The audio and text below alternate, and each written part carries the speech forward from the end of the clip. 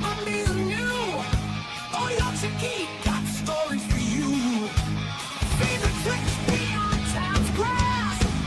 Popcorn adventures on time. Magnificent Mondays with fire in our veins. Cinematic journeys, memories and chains. Geeky passion flowing pure and strong. In this world we all belong.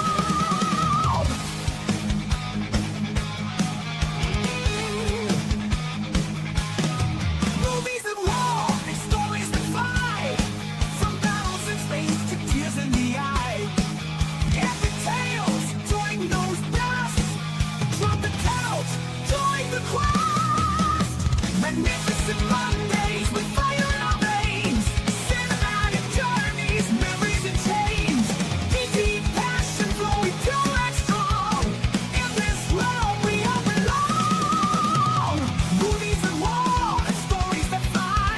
From battles in space to tears in the eye.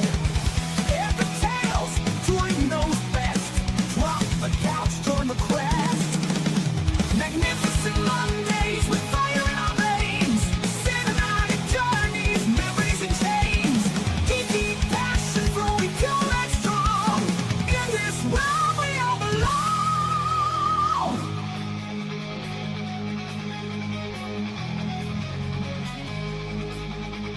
Lights dim, low screens aglow. Toy takes us where dreams flow. Action heroes, villains, dark night. Every scene, heart still light.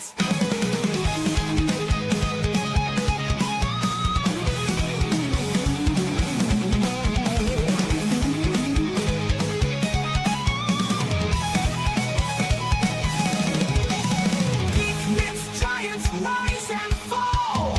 Time machines, epic brawls. Mondays in blue, with geeks light. Fantasy realms to infinite heights.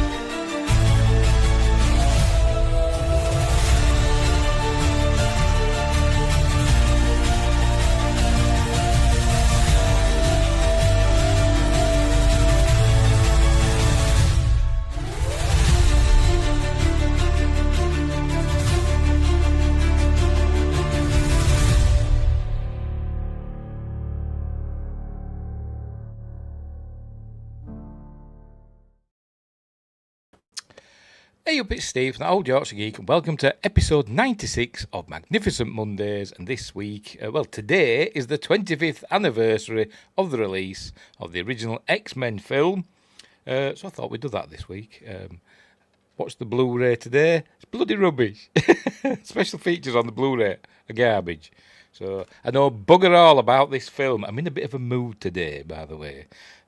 I'm hot and sweaty, and I'm fed up, and I'm tired, and and everything else. So today's show might not be very good, or it might be amazing, depending how it goes.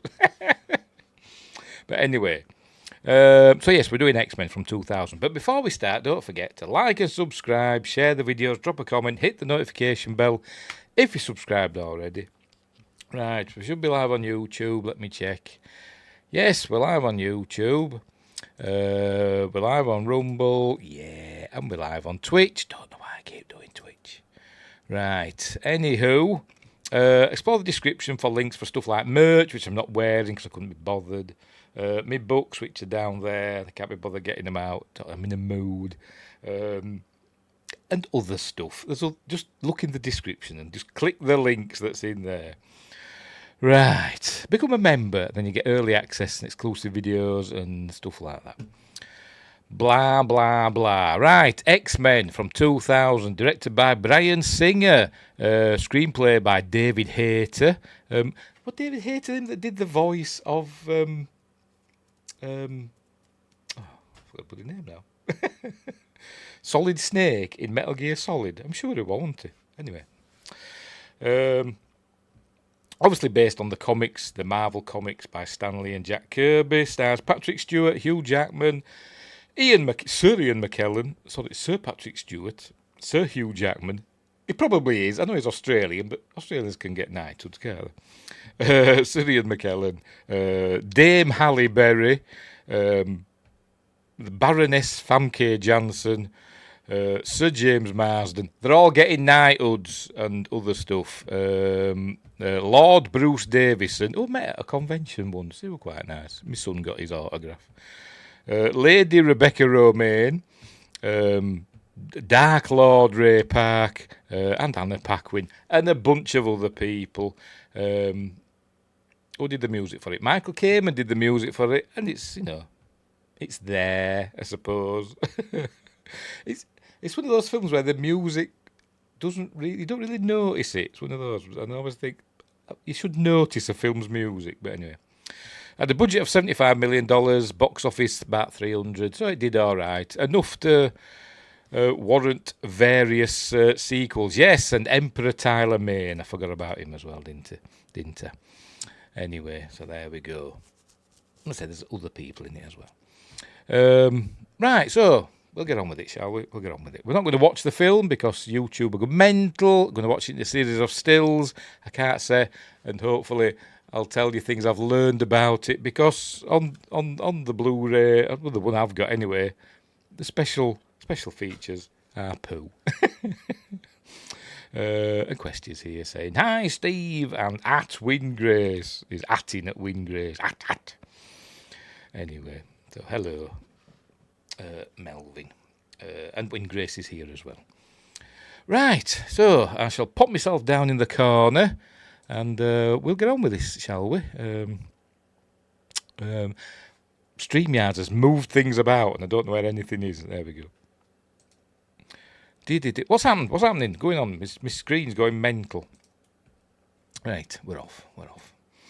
Right, add it to... Oh, hang on. Full screen. And we'll get on with it. See, I'm all I did there. I actually nodded off about an hour ago. I did. I was watching something on YouTube. What was I watching? Doomcock. I was watching a Doomcock video on YouTube. I actually nodded off and woke up where he just listened to him saying... stay angry, or whatever he says, But anyway. Perhaps Magneto is in control of your... Maybe he is. Or maybe Professor Xavier. We'll get into that name in a bit. Is it AT-AT or AT-AT? Is it AT-AT or AT-AT? I always say AT-AT, but the kids say AT-AT, don't they? Like they say AT-ST. I say AT-ST. But I'm old. But I was there first, so there we go. Right, where were we? Oh, right, adding it to the stage. Off we go. Let's begin. Should come on now. 20th Century Fox logo. Here it is. The good old 20th Century Fox logo. We've got to watch for the special thing that happens, haven't we? When it fades out. Are you ready? What they're going to do with the new X-Men films, I don't know. Hang on, I've gone too far. Tell you. Got to do it. Oh, for Pete's sake. Stupid bloody skip. There we go. That's what happens, look. The X remains. What are they going to do? Because it's not 20th Century Fox anymore, is it? 20th Century Studios. When they do another X-Men film, if they do another one, I'm sure they will. How will they do it? Will they do it with the, when the things crossing over? Where are they? Them. Will they do it with those? Like I say, that's made an X, hasn't it? So the X's everywhere, which there are in this film. Wingray says it's AT&T over here. Oh, I say Pacific Bell. Tell you I'm in a mood. At ST, I say, I hate that name. I do hate that name, Chicken Walker. I know behind the scenes they called them them, didn't they? But I hate that name. The X Remains, cool title for something, or The X Remains, and it's a murder mystery comedy, where the X just won't die. Actually, there is one in there called that, called Burying the X. It's a film. I've not seen it. My son has. I think it's a zombie film, but I could be wrong. Anyway. Right, where were we? Yes, right, we begin. We listen to Sir Patrick Stewart telling us all about mutants, how life on Earth, evolution, but he pronounces it evolution, but it's British, he should pronounce it evolution. But anyway, evolution usually takes thousands of years, but sometimes it jumps. Normally takes thousands and thousands of years with sparkly CG moving about. Every few hundred millennia, evolution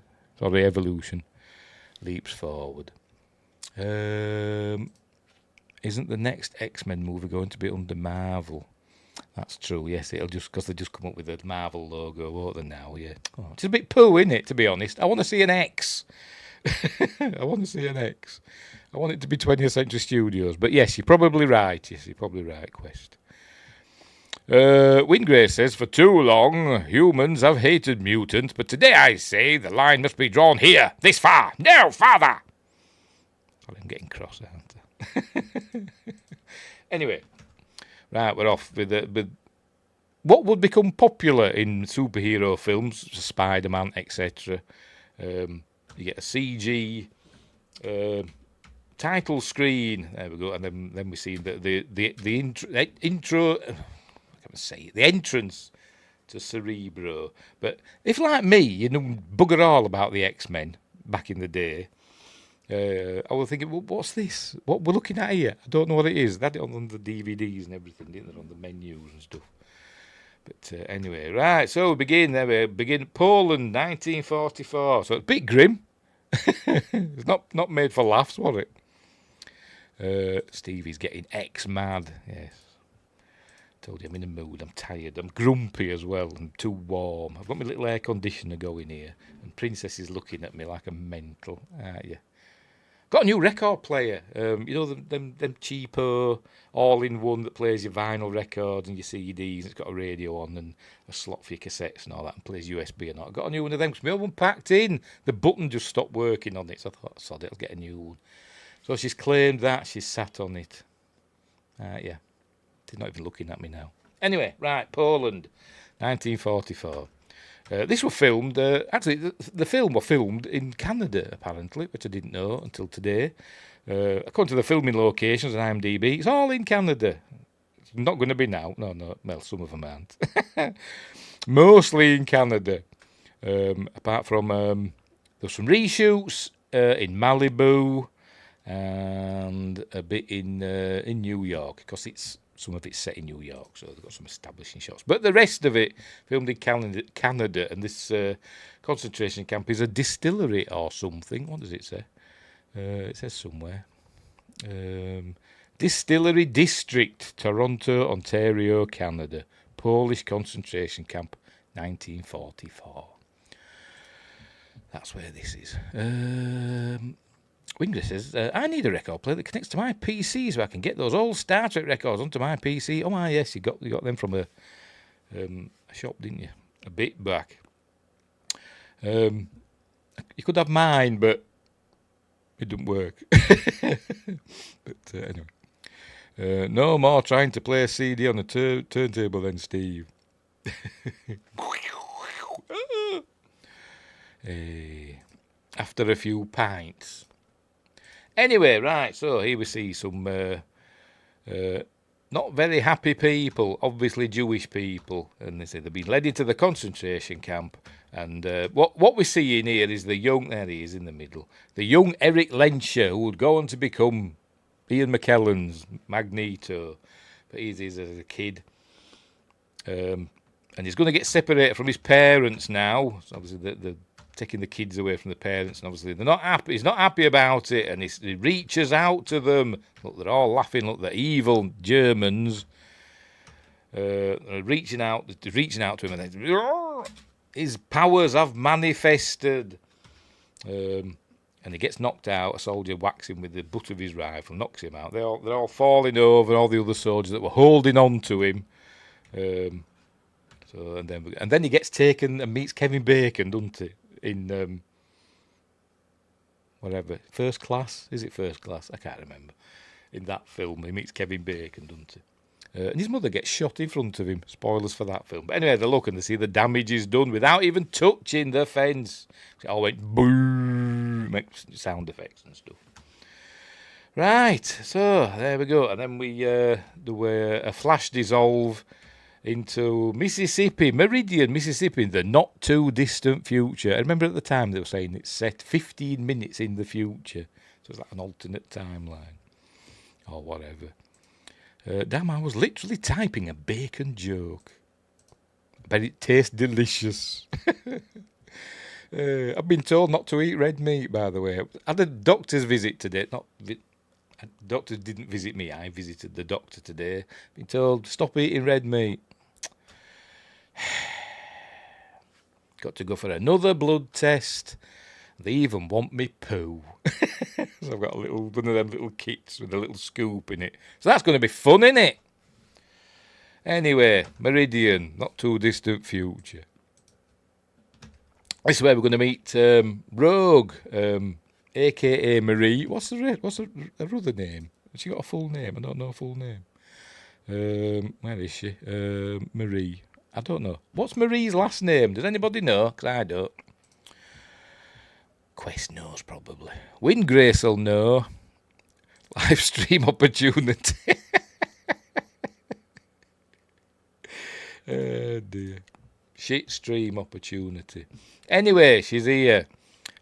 She's got a plan, even before what happens, to go up to Alaska on an adventure. So that's her plan. Oh, look, only a year later they'd be gone, wouldn't they? Turkey bacon for you then, Steve. Yeah, but it's not right nice. It's not the same, is it? It's all right. I've had it before. It's just not the same, is it?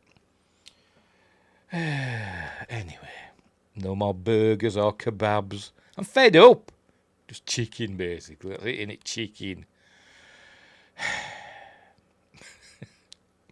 What was I saying? Oh, yes, she's doing a plan. How old was she when she made this? Anna Paquin's one of those actresses that's been around for like a million years, but yet she's always like 15. How old was she? I'm going to look it up.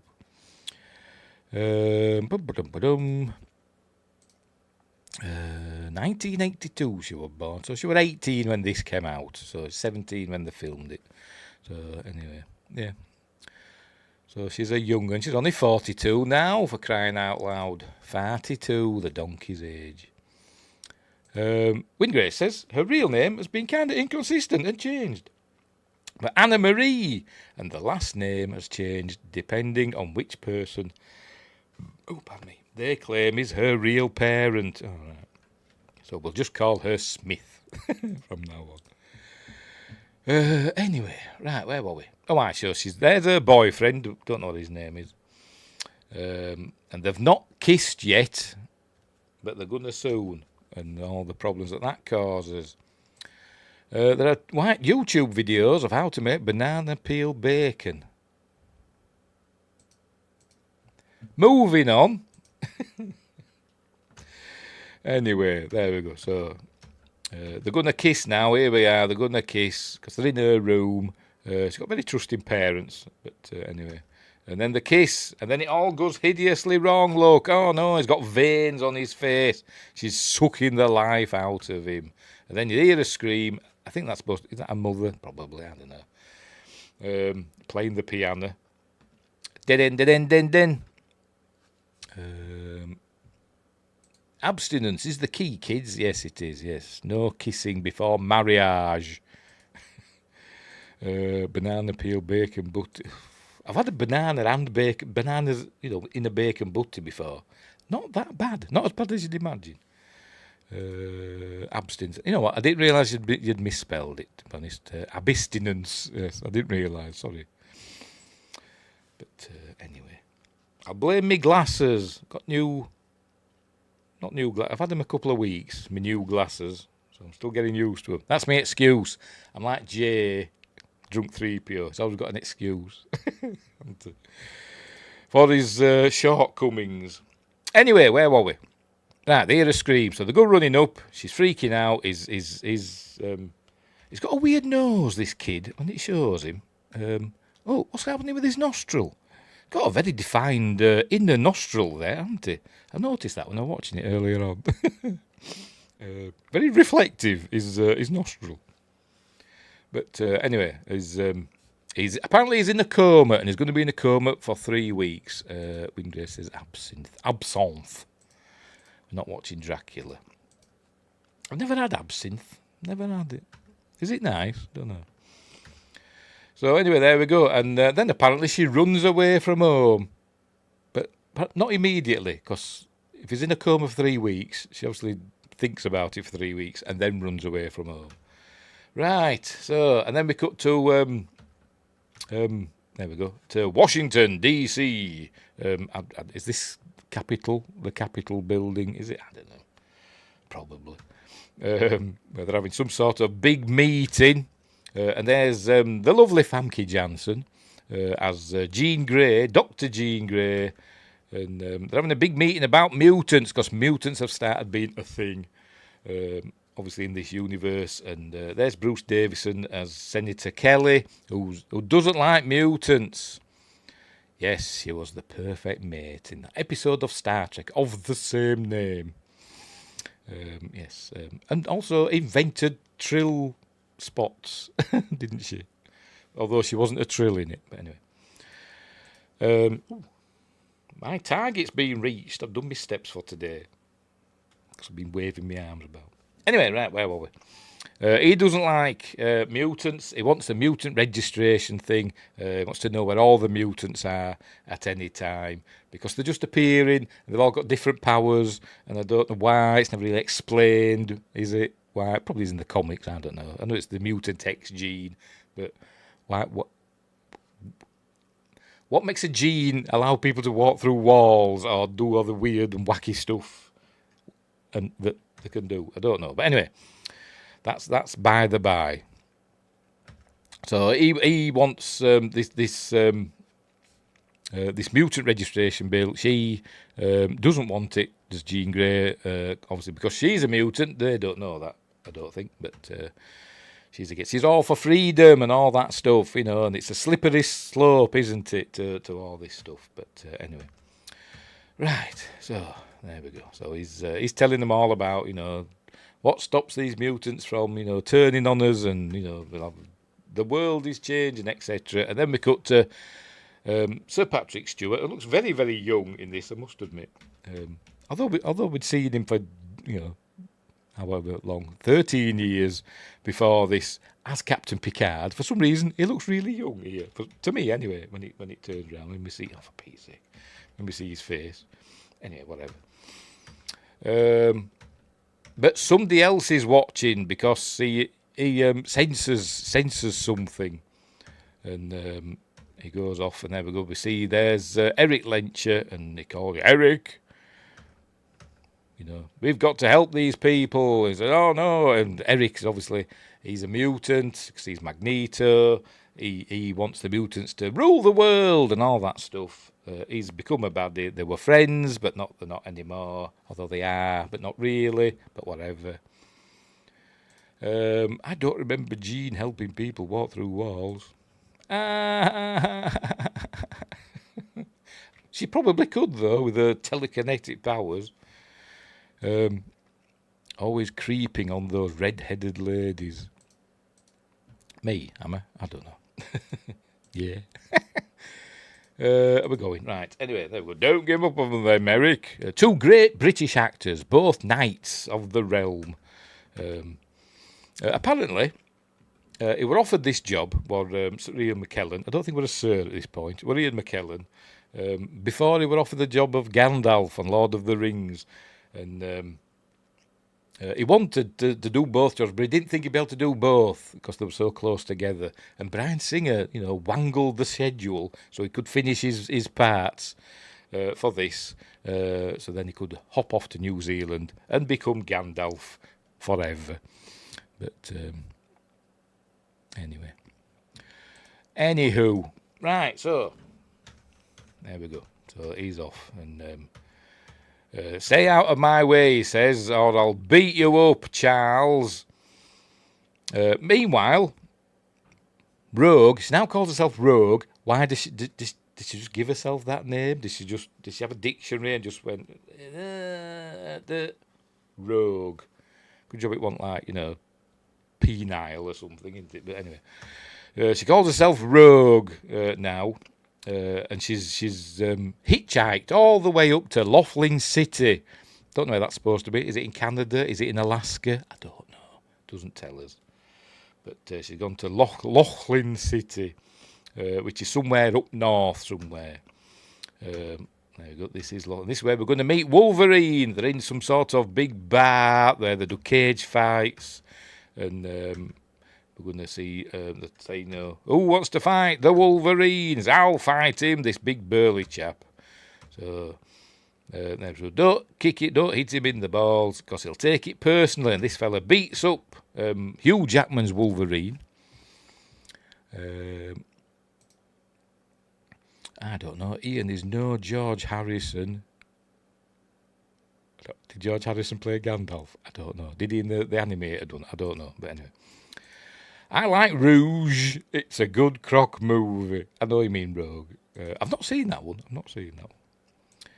But I do like Rogue One. Anyway. So he's beating him up, but obviously it doesn't last long, and then he's going to just leathers this chap, knocks him out with one punch, and it's done with. Still the winner. This is Hugh Jackman before he became all veiny. Obviously he's in great shape, but going forward, he got even better shape, didn't he, and became all veiny. When the Beatles were attempting to make the Lord of the Rings movie, George was going to play Gandalf. All right, I didn't know that. Very good. Very good. So there we go. The Wolverine is won again. He's a bit like Bonesaw. He's ready in Spider-Man, isn't it? It's basically that, isn't it? Although Spider-Man will come out after this, wouldn't it? Anyway, so there we go. So he keeps winning. He's making money for these two. There we go. See him counting out the money. But it's all going to go wrong in a minute. Meanwhile, Rogue is sitting at the bar, drinking water and eyeing up the tip jar. Tipping is not a city in China. Ha, ha, ha, ha. Racists. But she's got no money. So anyway, as luck would have it, Wolverine just comes and sits at the bar right next to her. Serendipitously. Bonesaw is the only Disney Plus Marvel show I wanted. Okay. But not starring Randy Savage, because he's dead. Anyway. Right, so I learned that there's going to be a big, on the telly, on the news, they just have to be playing, when you can hear it. I don't think I've ever been in a bar where you can hear the TV, but anyway. Unless it's like, there's nobody else in, but anyway. We learned that there's going to be a big meeting of world leaders at Ellis Island. Is it Ellis Island? I think it's Ellis Island, isn't it? In New York, near the Statue of Liberty. The biggest meeting of world leaders ever. So that's for later. Right. Anyway, the fella that he just beat up in the cage comes and he's not happy about being beaten up. And he must realise he's a mutant. Says, I know what you are. And it's going to start a fight. And then he reveals himself as Wolverine. There we go, they're going to start a fight. Because he pulls a knife out and she screams out, look out! and gets his claws out. Here we go. And have I missed the for some reason the third one comes out slower, just for effect. But anyway, yeah. But earlier on, I'm watching it earlier on. How can he? If the blades, obviously they must go up his arm. Where do they? How far do they go up? When they're retracted, do they go just up his arm? Because you can see him doing that with his hand. And obviously, if there's a blade in there, he wouldn't be able to, would he? He wouldn't be able to do that with it. But anyway, whatever. I'm nitpicking, aren't I? It's a fantasy film. There we go. The barman comes out with a shotgun. He chops the fella's shotgun in half. Are you ready? Here it comes. Here it comes. Pchoing! There we go. Look at that. Chopped his shotgun in half. Get out of your freak. So he's leaving. So off he goes. And she follows him. And he gets his little camper van and drives off. And luckily, he's got a little trailer behind. Because little does he know, Rogue is hiding in there. And I don't know how he knows she's there. Does he hear something or smell something? I don't know. But he's driving along. And then he just stops. He like goes, ooh. What's that? I don't know, but hang on. Wait until you find out that Cyclops' laser eyes don't actually come from his eyes. Don't they? All right. Okay. What, in this film? Anyway.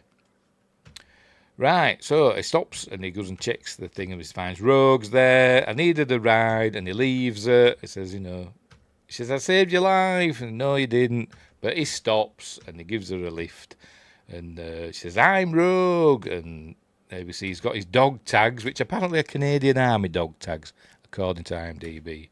Don't know if that's true or not. But we see it says Wolverine on. We'll learn more about them in X-Men 2, won't we? Anyway, it says to her, put your hands, she's freezing cold, put your hands on the heat. And he goes to touch her. And she says, don't touch me, because people get hurt when they touch me. So I says, fair enough. And then she asks him that line, when they come out, does it hurt? And he says, every time. But he's tough.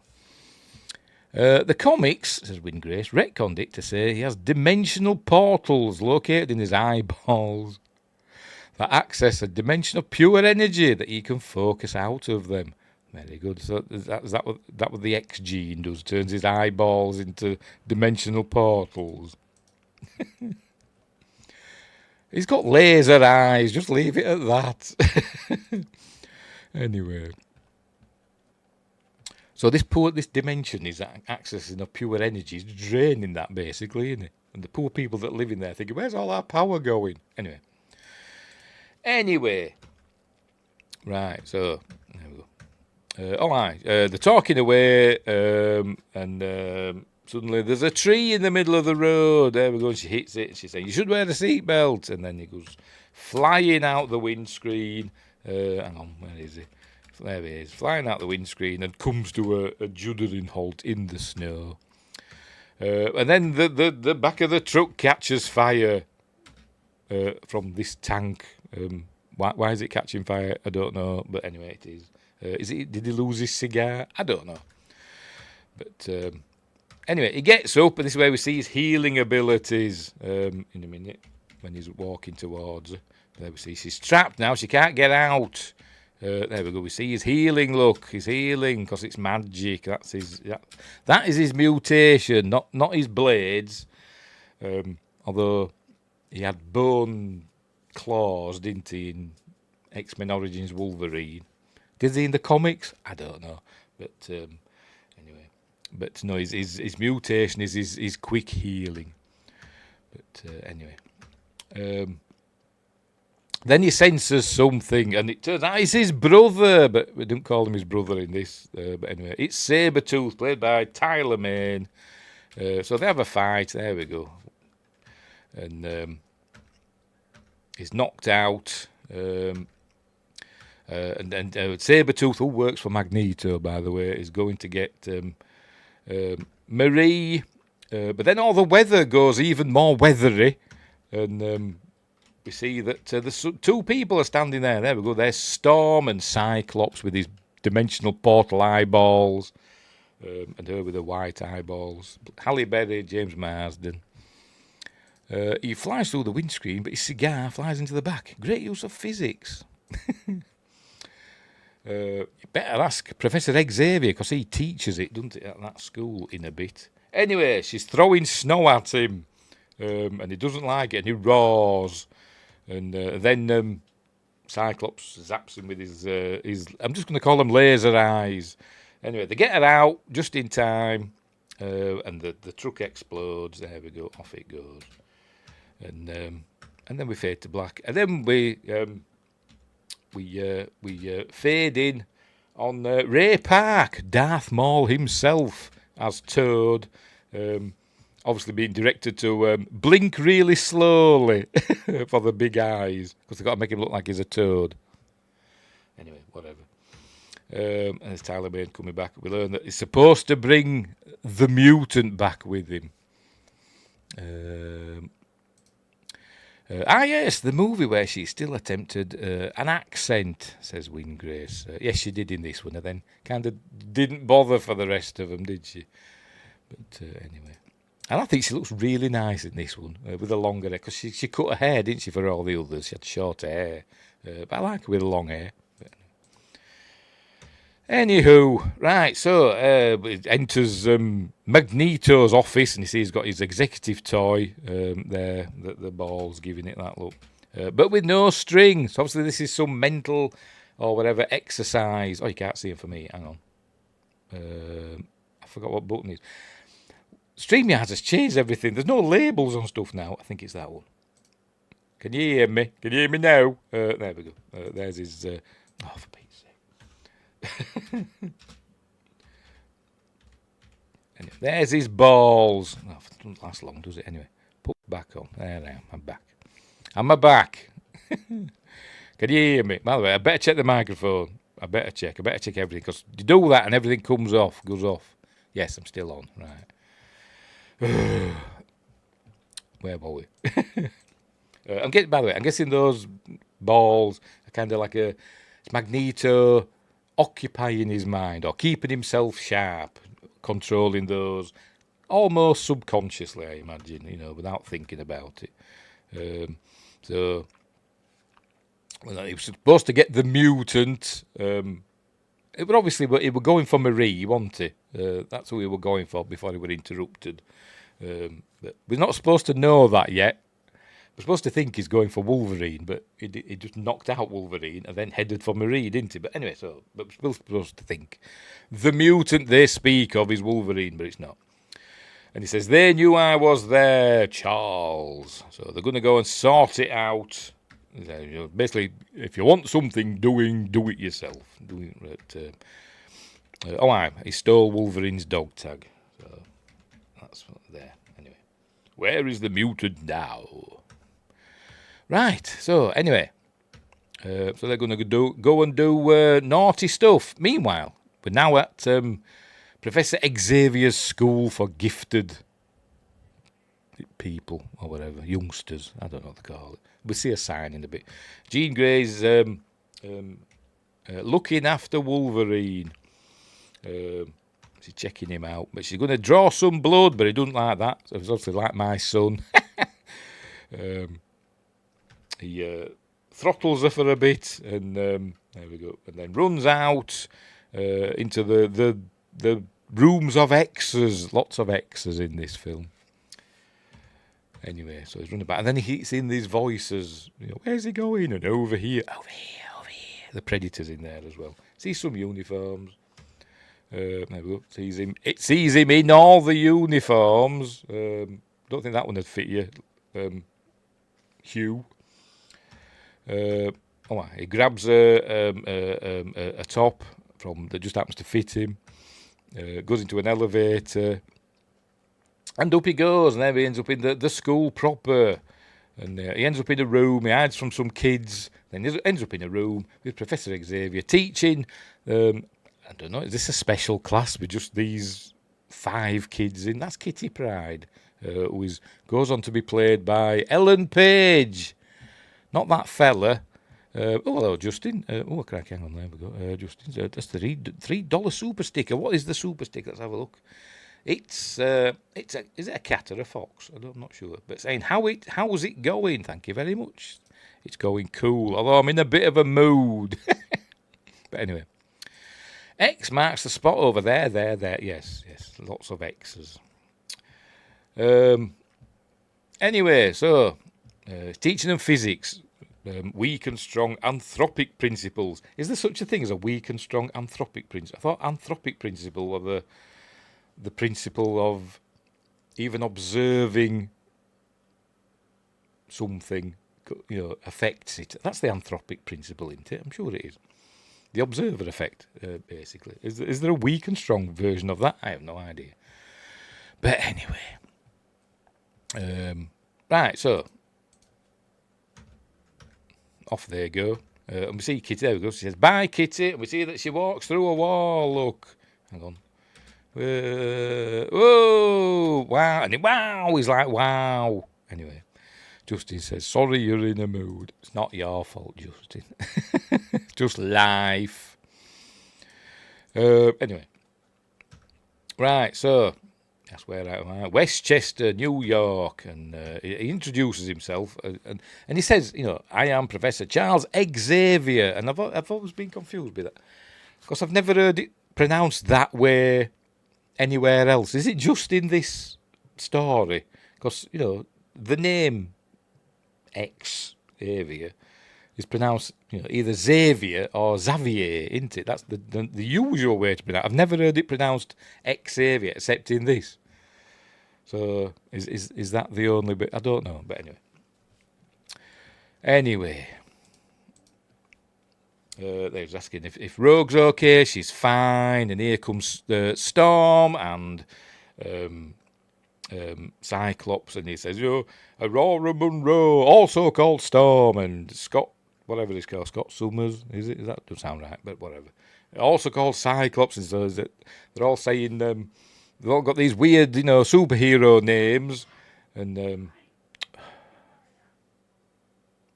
sorry, my son's shouting about something. Just bear with me, I'm going to go check on him, just in case something's up. Just hold on a minute. We've always pronounced it Xavier where I live. That's because you're near there, aren't you? That's why. But that might be due to... Well, exactly. You're a young'un. Anyway, I've got to go and check on my lad, so just bear with me. Bear with me.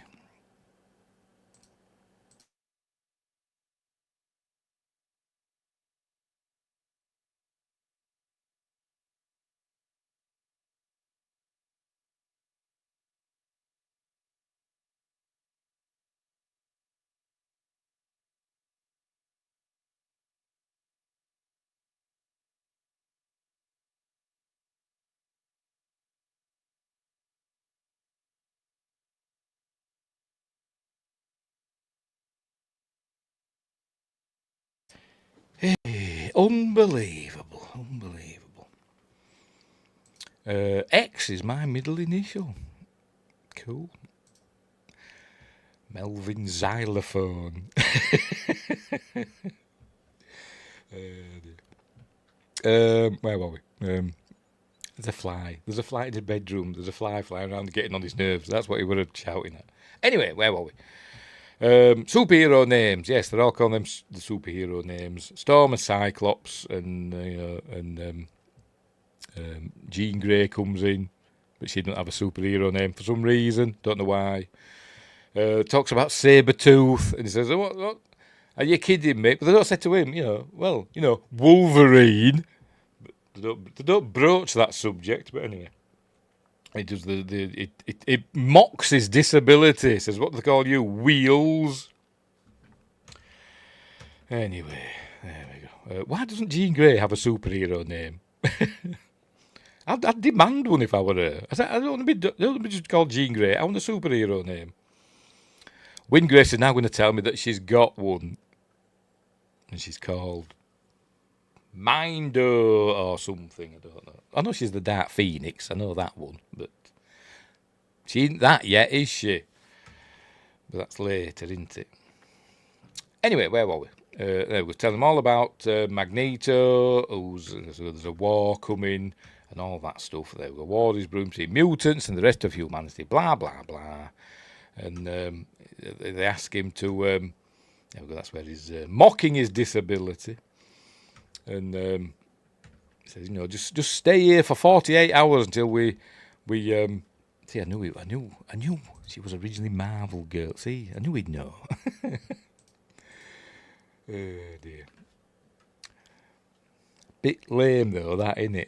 Is that all you could think of, Marvel Girl? If I were her, I'd be saying, oh, come on, you can think of something better than that.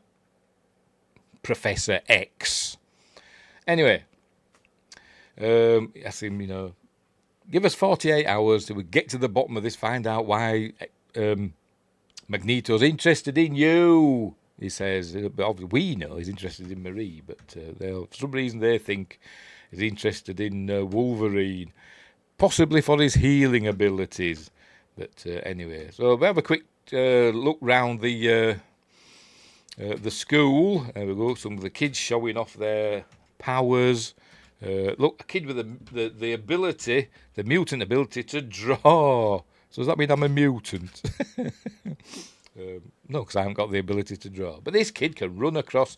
It's either he's running on water or it's just a very shallow pond. It's just a reflecting pool. He's not Jesus, and Jean is doing stuff. There we go with them. What do they call them? Shooting things. What I don't know what they call them. And then he's shooting them with his laser eyes. Nothing to do with dimensional portals, but then he shoots us for some reason. Anyway, but then we learn that most of the kids, or all the kids, or whatever, at the school are mutants. They've most of them have run away from home, and he takes them in. Does he contact their parents? I don't know. But anyway, that's where we see this kid who does the fire. It's played by somebody else in the next. Clay pigeons, yes, that's it. Thank you. Clay pigeons. Although they're not usually made of clay, are they? But anyway, him that does the fire. I forgot. Look at Pyro. I don't know. Whatever. Played by somebody else in the movies going forward, isn't he? But and then we're going to see Bobby Fischer. Is it Bobby Fischer? Don't sound right. Bobby. I don't know. Who's got his ice powers? Look, ice turns out for some reason what? I don't get it. How can you turn a flame into ice? The flame's not. It's like plasma or whatever it is. A flame. I don't know. Can you turn a flame into ice? I don't know. Americans call it skeet shooting, I believe. Okie dokie. But anyway, he's somehow turned the flame into ice. I don't know how that works. Hang on. No, that's the chess guy. Bobby Drake. All right. Is there a Bob? All right. I know. I'm thinking of Bobby Singer from Supernatural. Is Bobby Fischer the fellow that plays chess? Whatever. Anyway. Right. So there we go. So he's getting friendly with Bobby's getting friendly with Rogue. Right, so he's gonna showing him round and all that stuff. That's what he's telling him. Give us 48 hours. Anyway, right, so back to Senator Kelly. He's a protest there. Senator Kelly takes aim against mutants. Mutants are killers, says whoever's holding that fella. Senator Kelly takes aim against mutants. Blah blah blah. So obviously they're all his supporters. Right, so he's getting into his government helicopter. It looks a bit like Marine One, but whatever. And we see that the pilot, is it going to show it? That when the pilot turns round, looks very green, doesn't it? Looks a lot like Ray Park. Anyway, takes off. In he gets. This is his aide, Henry something or other. It's got a weird name. I'm going to have to look it up because I can't remember. But it just says Henry. No, Henry Guy Rich. That's it. Henry Guy Rich. But we learn that this isn't the real Henry Guy Rich. The real Henry Guy Rich has been dead for ages. And this is Mystique, who we're going to be introduced to any minute now. Talking about the vote, it's going to be close and all that stuff. But right, so while we're focusing on the senator, Henry behind is going to change. Is it going to be now? No, it's going to be the next one, isn't it?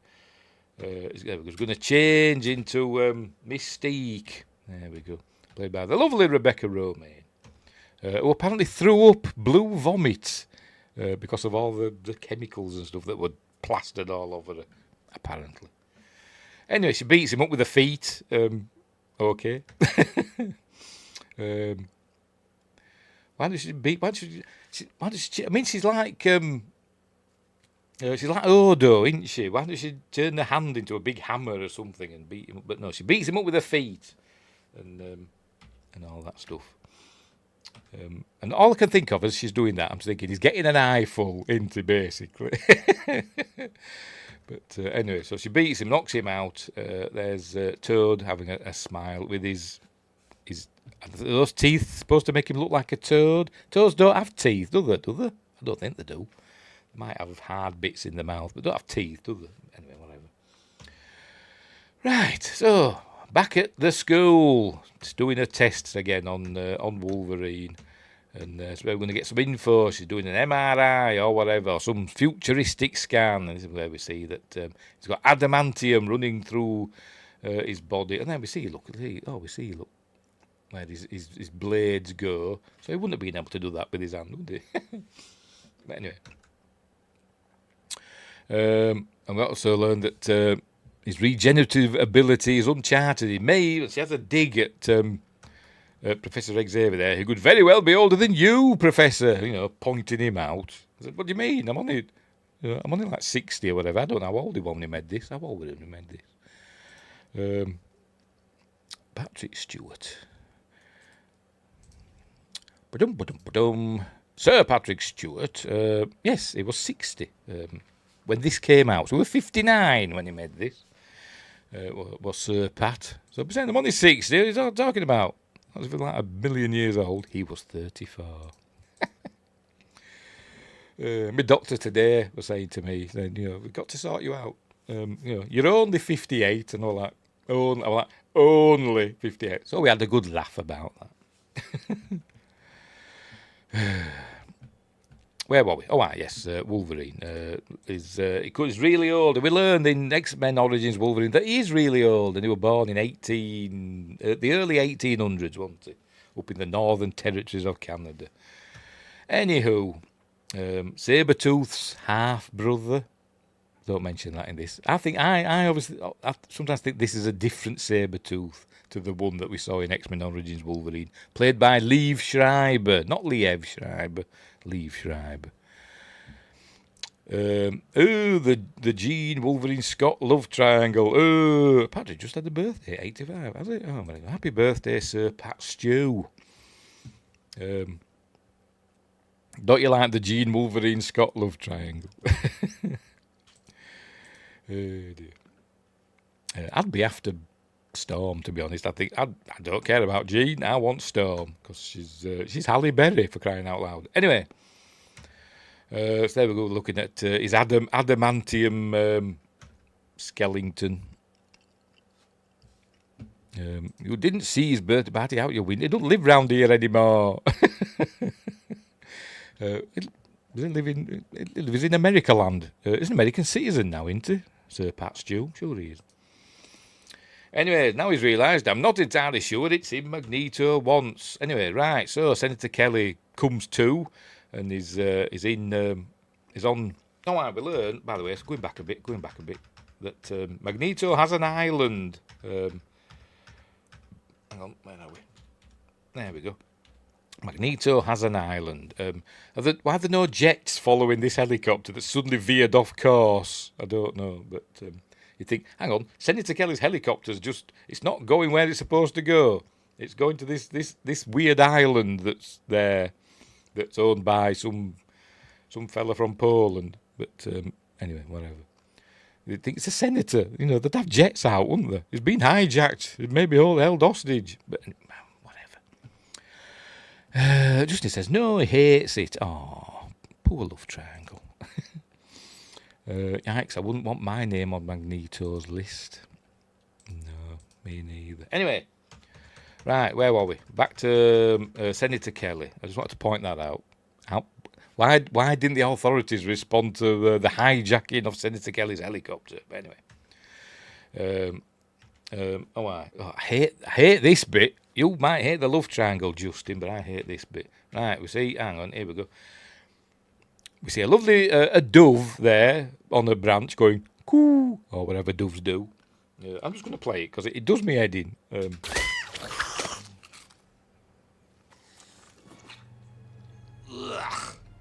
Yeah.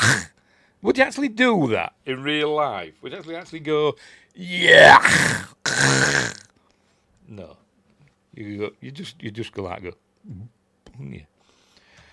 I say, you disgusting freakoid muto. That's what I'd say. Anyway, Toad has a wicked tongue, Senator. Just like you. So now what he's gonna do now? Magneto's gonna turn Senator Kelly into a mutant.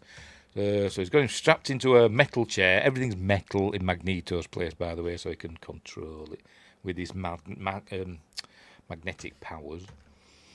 Brent Spiner would say he has a magnetic personality.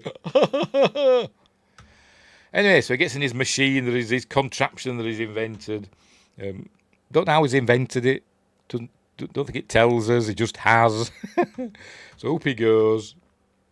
He's very clever. He helps Charles Xavier build his Cerebro. We learn. So he's very, very clever. So he activates it, and here we go. And then this weird CG stuff comes out, and it turns him into a mutant, but doesn't affect other mutants, as far as we know. Thankfully. Right. So and it's very tiring for the for Magneto. But anyway, now he's a mutant now. Don't know what his power is or whatever, but it doesn't work properly. We learn. Right, so they've taken Wolverine to his room, and this is where we learn that they have a blossoming love triangle, Justin. But she's going to try and read his mind here now, and then we'll get some shots of the experiments that they do on him at Alkali Lake, but we don't see Brian Cox, and we don't see, I forgot the name of the other fella that played the Brian Cox's character in X-Men Origins Wolverine, super famous actor, forgot his name. He was in 30 Days of Night. Anyway, whatever. We don't see him either. Quest says, I always wondered why Magneto never affected the Earth's magnetic field, or was he the reason for the plot of the car in the Quest cinematic universe? Yes. Cheaters, don't have time for them. Well, not really, because she always rebuffs him, doesn't she? He wants her, but she keeps, until she murders Scott when she turns evil. But until then, she's loyal to Scott, isn't she? Anyway, but she obviously is attracted to it's Hugh Jackman, for Christ's sake. Even blokes are attracted to him. I mean, God, it makes me sick. I hate attractive men. Anyway, whatever. Right, so this is where we learn that they don't get on, the Scott and Wolverine. So stay away from my girl. Right. Rogues can't sleep, and she's going to go and see Wolverine for some reason. He's having nightmares about being turned into Wolverine, and she's standing over him saying, Logan, and then he stabs her in a minute. He's having his nightmares about being turned into Wolverine again. There we go. He stabs her through the chest. There we go. But thankfully she doesn't die instantly. She grabs hold of him and drains his. This is where we learn what her power is. She drains some of his power, his regenerative power, to heal herself. I think she kind of does it subconsciously, or instinctively, I suppose. But anyway, they all come in. It was an accident, she says, and goes running off. And obviously he's going to be all right because he's got super regenerative powers. Scotty doesn't know. Don't tell Scotty. I imagine that's a song. Scott will be fine. He will finally get fed up and go have Lois Lane cheat on him with Superman. Yes, he will. That's why he only were in the beginning of X-Men, the third one. Last Stand. That was only the beginning of that because they were off doing Superman Returns, wasn't he? Which is why Bryan Singer didn't direct the third X-Men film because he were off directing Superman Returns. Anyway. Wolverine is the greatest showman. Yes, he is. I've seen that film. I didn't really like it, to be honest. But whatever. Winggrace, you want to fire me up. Ruin that movie for me. Oh, Superman Returns. Anyway. We're going to learn that she takes their energy, their life force. So she's one of them space vampires from Halley's Comet. Should have been pronounced Halley's Comet. In Life Force, which we did way back when in Friday Night Apart with Fear. The one with the nude space vampire girl, that one. So she's one of those, it seems. At least Sonic. Oh man, at least Sonic hasn't cheated on him yet. I've never seen any of the Sonic films. Not seen any of them. Anyway, right. So it says, if she'd held on to him any longer, she could have killed him. But it's Wolverine. I don't think you could kill. I think you could put Wolverine through a mincer and it wouldn't kill him. He'd just go back to normal, wouldn't it? I think. I mean, because in X-Men Last Stand, bloody Jean as Dark Phoenix, she's like flaying the skin from his bones and he still don't die, does it? But anyway, right, Senator Kelly's in one of Magneto's weird prison cells, and he learns that is this his mutant power, or is this because his cells are collapsing? We learn later that what's happened to him, the thing that Magneto's done to him, has causing his cells to collapse in on themselves or whatever. So is that why this is happening? Hang on, it shows it here. Look, he tries to put his face through the bars. Here he goes. Doesn't look great, does it? But anyway, whatever. Thinks he's the Terminator, the T-1000. Anyway, so he gets out. Why don't you just build a bridge? He's walking across, building the bridge as he goes, not missing a step. He's not like, just make sure it's there. No, it doesn't need to do that. Quest says, I only watched The Great Showman for Michelle Williams, to be honest. I can't remember much about it, to be completely honest. I've only seen it once. Anyway, so they're going to check on him. They see that he's gone, but he's left his shoes. Why did his shoes not fit through the bars? I don't know. But everything else did. Just not his shoes. So he uses Magneto powers to pull the... why don't you just make the bars bend? But no. He rips the whole bars out of the wall. And Sabertooth, he says, oh, what have you done to me? Anyway, where do you think you're going to go? Sabertooth, get hold of him. So Sabertooth grabs hold of him. But he's all squidgy. Look, he's all squidgy. He is... I forgot the bloody name now. Mr. Fantastic. Isn't it? Reed Richards. He is Reed Richards, look. And he falls. He falls into the sea. And he goes, oh, look, he's fallen into the sea. And Magneto's not happy. So he leaves Sabertooth in that prison cell. And Sabertooth roars at him. And another thing I hate about this film. I love this film. I think it's great. But some of the sounds are stupid. What? Has he got a massive chest or something? I don't know. Does he get that big lion roar? I don't know. But anyway, whatever.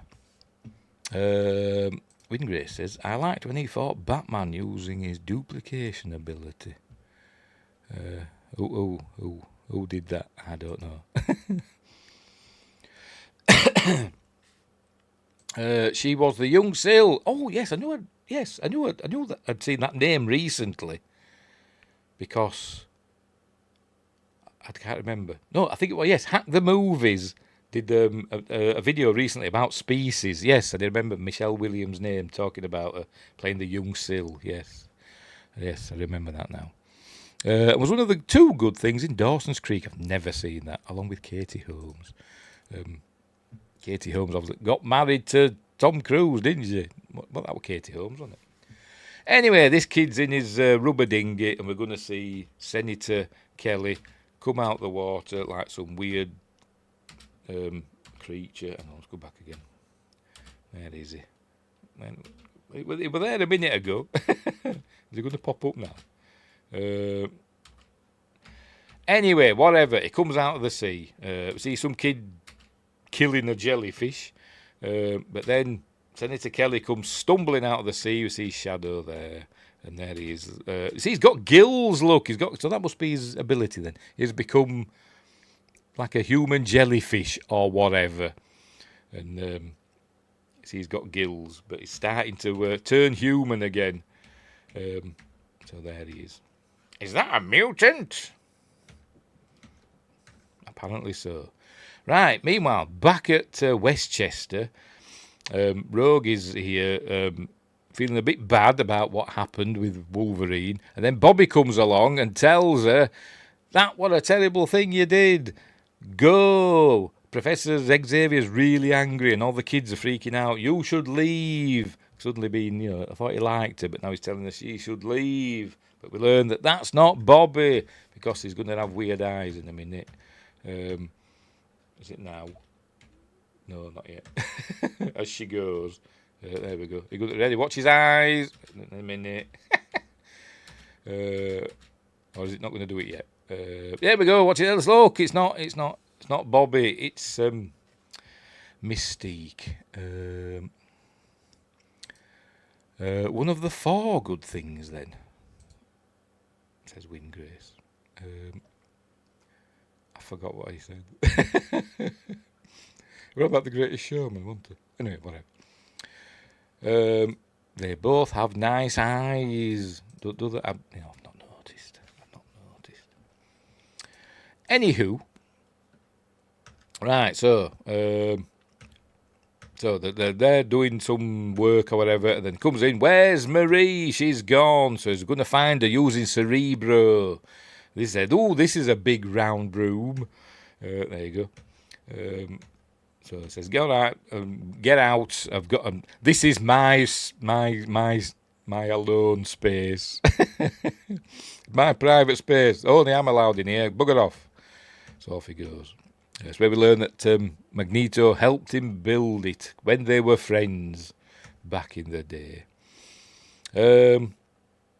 So while he's doing that, they're having a quick chat, and we learn that she's got telepathic abilities as well as telekinetic abilities, but she couldn't use Cerebro because it might be dangerous because she's not as powerful as Professor Xavier. Hang on. Cerebro, a.k.a. the Shooty TARDIS. I don't know. Quest says, not as nice eyes as Rosa Salazar, though. If you say so, I have no idea who Rosa Salazar is. Anyway. Right. So, there he is. He's using Cerebro now, so we get some effects, and we're seeing all these are mutants, because mutants apparently give out different brainwaves to normal people. Yeah. So he can use that to find them, and he finds her. She's at the railway station. There we go. Now boarding at track 4. She comes out. She's at the train station. All right. Yes. Yeah. I thought the name sounded familiar. Yes, Alita Battle Angel, which I've got on 4K and never watched on 4K. But yes, now you mention it. Her real eyes or her Alita? She's got massive eyes as her Alita eyes, hasn't she? I think is that what you're referring to, Quest? Her massive Alita Battle Angel eyes. Anywho, right, so back to this. They've got to go and head off Marie at the train station. She's hopping on the train. And so Storm and Scott are going to go. Storm and Cyclops are going to go and sort her out. And he says, I'm going too. He says, no, you're not. You've got to stay here. And all that. He says, no, I'm not. I'm going. He says, no, whatever. And he steals Scott's. Somehow they must have gone and had a cup of coffee or something, because while they're, I don't know, putting on their coats or whatever, Wolverine comes in and steals his bike. And there we go, says, where's my motorbike? And he's riding it, there we go, against a blue screen.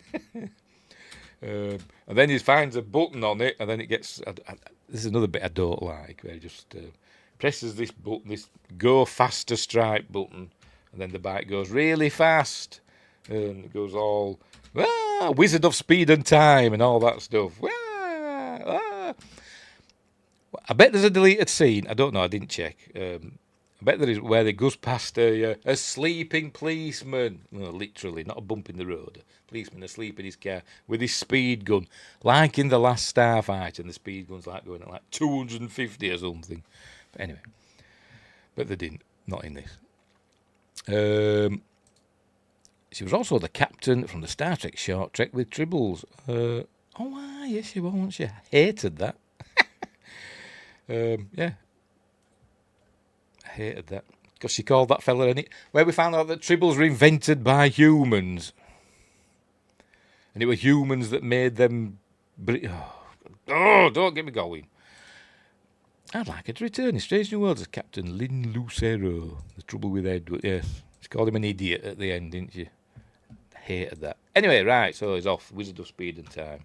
Whee! And then he catches up with her. There we go. Hey, kid. And he says, come on, you've got to come back to the school with us. Everybody's, worried about you, and they're going to help you out and all that stuff. So come on. Meanwhile, the real Bobby is saying, I was supposed to meet Rogue for lunch, and she didn't turn up and all that stuff. And they walk past the door, and then, look, fake Bobby comes out. Oh, pardon me. With his orange eyes. Right. So they've got to go, they know she's at the train station. So Cerebro's like, doesn't say she is on that train, And they got phones, Professor, where exactly is she? But no, they've got to look round. But I think they need to upgrade the security or make the. You'd think they'd make stuff Mystique proof, wouldn't you? But anyway, she's going to just turn into Professor Xavier and get past his security and bugger up Cerebro by putting something in it. I don't know, but there we go. Hang on, where are we? There we go. Putting green stuff in Cerebro. Don't know what it is, but it breaks it. I think she got kicked out of Starfleet after. I'm glad, because I hated that and it was crap. Windgrace, I wouldn't mind seeing her do something really in Trek. Excuse me, it looks like they're wrapping it all up, so probably not. That's the rumours, isn't it? Kurtzman's on his way out, but I don't know, we'll see. As I said before, it's like a limpet, he'll find some way to hang on. Anyway, so. Right, where were we? Starting soon, isn't it, by the way? Season 3 of Strange New Worlds. What's today's date? I don't know. 14. 3 days time. 17th, isn't it, I think? Anyway. Right, so she's knackering up Cerebro. He's still saying, come on, let's go back and give these nerds a chance. But before they get a chance to do that, she has a nice little moment where, he holds her, because obviously she doesn't get much contact with people, and it's a nice little scene showing that he's the one person that she trusts. So there, anyway, let's give these geeks one more shot. But before they get a chance, stuff starts happening. Sabertooth's arrived, and he gets Aurora by the throat. I always thought it was Aurora, like Aurora Borealis. But according to the subtitles in this, it's Aurora. Must be African. I don't know. Anyway. And Toad's up the wall for some reason. And he uses his tongue to knock off. There we go. Scott's visor So he puts a hole in the ceiling, because before he has a chance to shut his eyes. Yes, Aurora Munro, but with the pronunciation, I always thought it was Aurora. Is it Aurora Borealis? But anyway. I have busy times coming. Dexter Resurrection. I've never seen Dexter. Strange New Worlds and Lost in Space. Anyway. Munro. Get it right, Wingrace.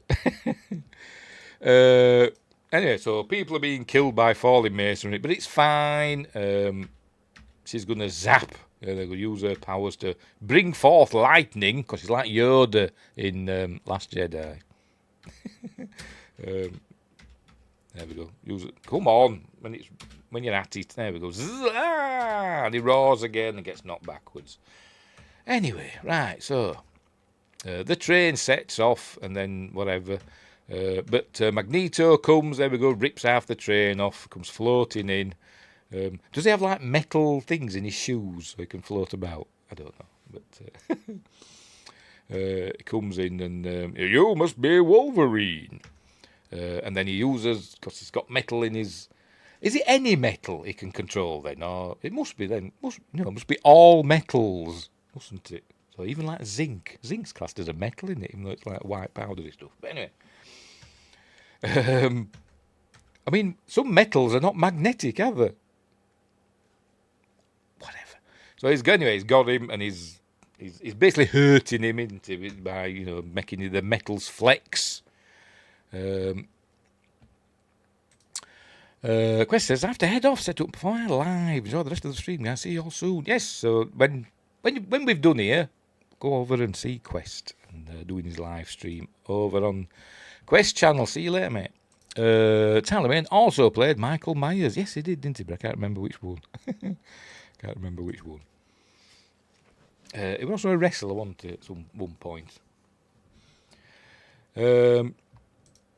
Anyway, so saying, what do you want with me? Whoever said I wanted you? Oh, you wanted Rogue, right? Fair enough. And he sends Wolverine flying, and she goes running off, and then he uses his magnetic powers to get her with a tranquilizer dart. The Rob Zombie ones, right, okay. I've not seen them. I started watching the first one. I don't think I've seen it all the way through. Because I didn't like it. I'm not a fan of Rob Zombie, to be honest. Not his films, anyway. I like his... I don't know about his songs either.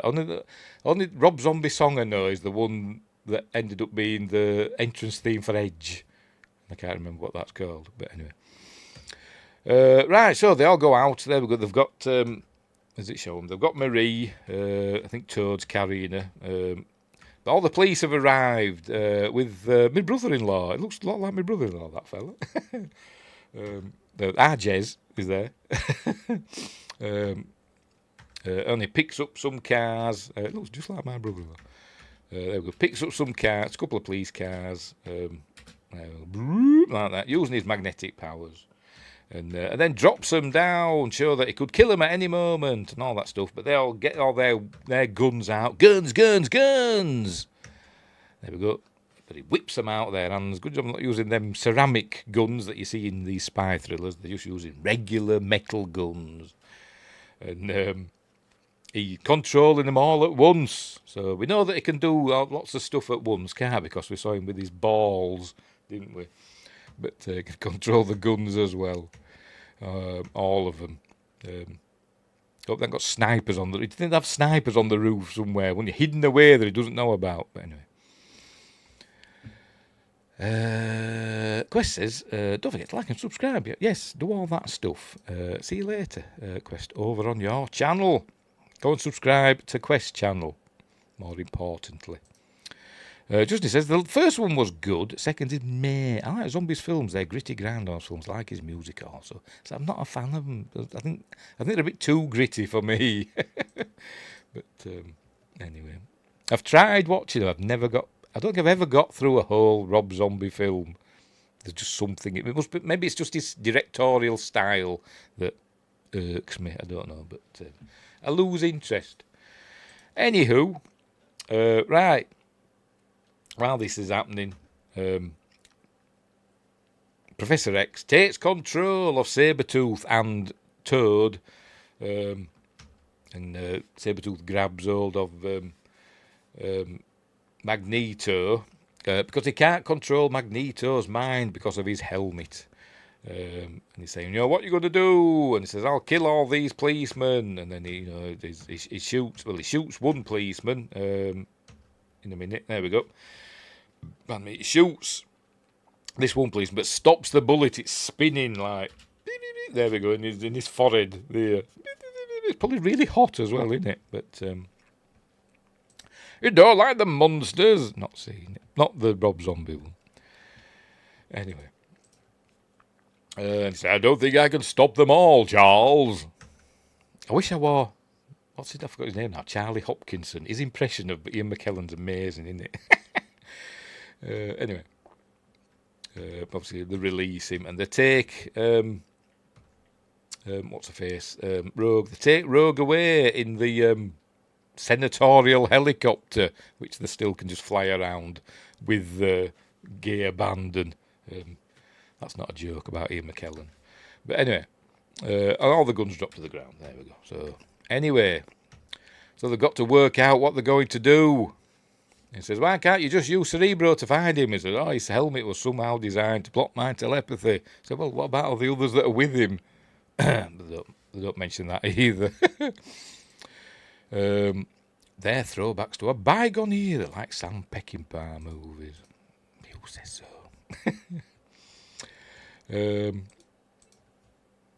Anyway, they're not for me. They're not for me. If you like them though, Justin, that is amazing. That is cool.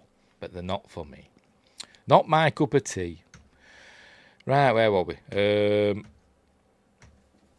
So they're gonna work out what to do. That's what they're gonna do. Meanwhile, he's turned up. Senator Kelly's turned up on their doorstep, not being well. So now they're doing some tests on him to know what they did. So Professor reads his mind, and we learn what happened to him. There we go. It shows us little flashbacks about what happened, and then the Professor appears as in Senator Kelly's chair, and he stands up and everything. Look, I'm no longer Wheels. And then we see that what we didn't see. We see what we didn't see earlier. That it almost the procedure almost kills Eric. So what he's going to do is that where we learn what he's going to do is that he's going to use Rogue to transfer his powers to Rogue. So I'm guessing the machine only works for Eric's specific mutant powers. I don't know. Not any mutant could use that machine, I'm guessing. But anyway, you're going to transfer his powers to Rogue, stick it in the machine, it'll kill her, it'll do his thing, and all that stuff. Winky says, I was talking about Rob Zombie here, aren't we? I like his music more than his movies. That's like the only one I can think of is his theme that he wrote for Edge, and I forgot what they call it. It was a long time ago, admittedly, back in the Attitude era. That's okay to not like them, mate. Oh, good. We can't all like the same things. That'd be really boring, wouldn't it? Right, look. Anyway, look. The machine emits radiation that triggers mutation in ordinary human beings. But there we go. Kelly's body's rejecting it. His cells are breaking down, apparently. So it's not going to be a jellyfish gill creature, whatever, for much longer. But anyway. So they've got to find out where they are, where they're going. But Senator Kelly's going to die in a minute, holding hands with Rogue's a nice shot down the blouse shot there of the lovely Halle Berry. Monsters look good, but it was so. There's only one Munsters, and that's Yvonne De Carlo and Fred Gwynn and the others. So he's saying to her, please don't leave me. And she's like, why don't you like normal humans? And she says, I think they scare me. So says, well, here's one that, got one less person to be afraid of. And then he dies. He turns into water. Or does he die? I don't know, because Eric says something later. And then, but we're told that he dies. He turns into water. Maybe he's just become a changeling. Don't know. Maybe he's Odo. But anyway, there we go. Could be going off somewhere and reconstituting out at sea. I don't know. But right, so that's where he's saying Logan's going to be part of the team. Get him a uniform. But Storm comes in and says Senator Kelly's dead. So he's going to find him now using Cerebro. But remember, Cerebro's been broken.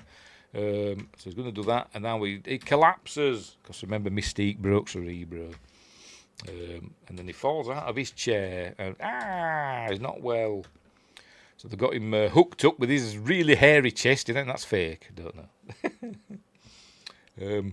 No, I think this chest is really like that, isn't it? Because we see it occasionally in Star Trek Next Gen, Captain's Holiday episodes, and all that stuff. They should have included the cutscene with Spider-Man. They did the joke one, didn't they? But I don't think it was supposed to be in the film. They had somebody dressed as Spider-Man jump out at them, didn't they? But anyway, that might be on this. I don't know. I didn't get that far in the special features because they're rubbish. I want to know how they made the film, not just hours and hours of Hugh Jackman's bloody screen tests. So, Professor X is not well. So Jean Grey's going to give it a go. She fixes Cerebro. Look, she mends it. She gets rid of all the bad stuff. And she's going to have a go. There we go, on Cerebro. To see if she can find out where they are. The humans and mutants should be more friends than foes. Yes, they should. Why can't we all just get along? But anyway. It's all about, biases and bigotry and all that stuff in it. Anyway, right, so he sees that she's in there and he goes, Jean, and he tries to stop her, but she shuts him out. And then she gets out. She says she knows where they're going. They're going to the Statue of Liberty. That's where they're going now. There's Sabertooth getting a poor hapless guard. That's Mystique pretending to be the pilot of that boat because the real one's dead because they just kill people all the time. Meanwhile, the world leaders, this is what his plan's going to be, by the way. The world leaders are at nearby Ellis Island for this summit, and he's going to change all the world leaders into mutants. That's his plan. There we go. So that's where the meeting is over there, and that's where the top of the Statue of Liberty. That's where Magneto's going to put his machine that he's invented. This bit here. Right. We see this guard here now. What happened there? But is it a cartoon? Did Toad just squash him like a cartoon, like some sort of bloody Roger Rabbit or something? Or has he pushed him into the ground, or what? 'Cause there's no blood or anything. I don't know what's happened. Anyway, so he's done that, and then he goes hopping off. That's Magneto's machine disguised as part of whatchamacallit, the Statue of Liberty. Never really liked the mutant term because they were still humanity. Well, they are Homo superior. Is that what they call them in other films? Anyway, there's Mystique. There you go. They first saw the Statue of Liberty in 1949. Anyway, right, so she says, are you going to kill me? He says, yes, I am. So, but there we go. Put her in the machine. Meanwhile, back at X-Men HQ, they don't just have holograms. They've got, I don't know. This is like off... whatchamacallit? I forgot what they call it now. Man of Steel, isn't it? This is Krypton tech with all the metal bits going up and down, isn't it? There we go. So they're showing us what they're going to do. Because all humans, by the cosmic logic, have the trait just dormant. Oh, comic logic, sorry. Can't read. Have the trait just dormant, all right. Fair enough. Anywho, right, so that's what they're going to do. They're going to go and save the world. There we go. Now they're in their X-Men uniforms. And he says, you wear this stuff outside. And I think Scott says, what would you prefer? Yellow spandex? Ha ha ha. And everybody that were into the comics went, ha ha ha. Or the X-Men cartoon. I went, ha ha ha ha. Because Wolverine wore yellow spandex, didn't he, in the comics and the cartoon, again, which I never watched. I haven't even seen the recent one, and X-Men 97 that's on Disney Plus, not even seen that. Anyway, so they're in the X-Jet that comes out through the swimming pool. It thinks it's bloody Tracy Island, doesn't it? There it is. They call it an SR-71, but it doesn't look a lot like an SR-71, does it? But anyway. So off it goes to save the day, land it on the water so it can float, and anyway, so here they go. Right, so they're arriving at Liberty Island. I don't bloody remember what they call it. Liberty Island. Obviously, this is before it became the Liberty Island security thing, you know, after the wall off Manhattan in Escape from New York. Hang on, where were we? Justin says, for all their powers, they're not superior, nor the humans. I think that's a matter of perspective, isn't it? I like the black, yellow, brown Wolverine suit the best. That's just me. I'm not bothered either way. They're all fine. They all do the job. Yeah, so she can not only change, what's her face, Mystique. No, I say she's like Odo. She's a changeling. She can not only change into people, she can change into objects. She's pretending to be this statue. Look, as they walk away, we see the statue get some eyes. Ah, look, she pretending to be a statue. Anyway, so there, you know, keep your eye open, he says. But then they come across, is it two Wolverines now? Hang on, where are we? There we go.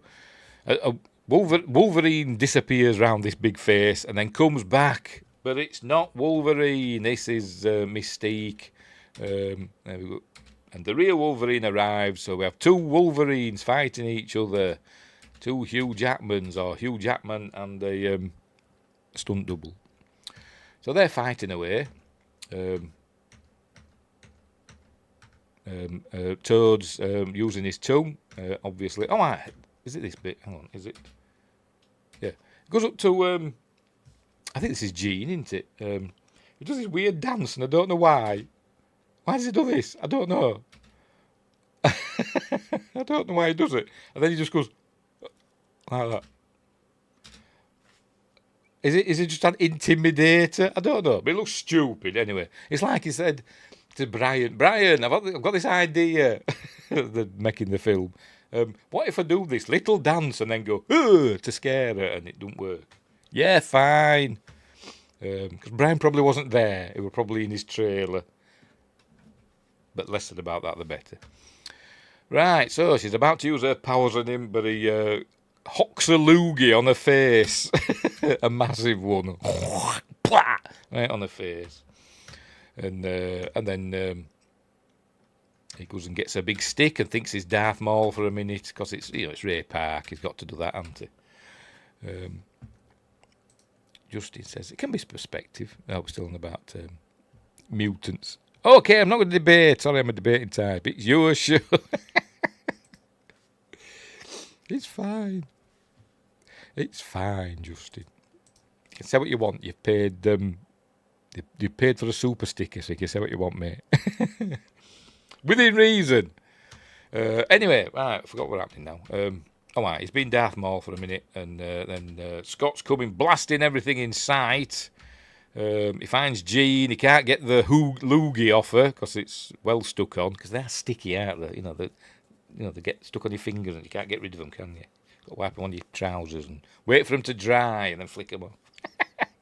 Is that too much information? Anyway, but he uses his laser eyes. Meanwhile, they're still fighting each other.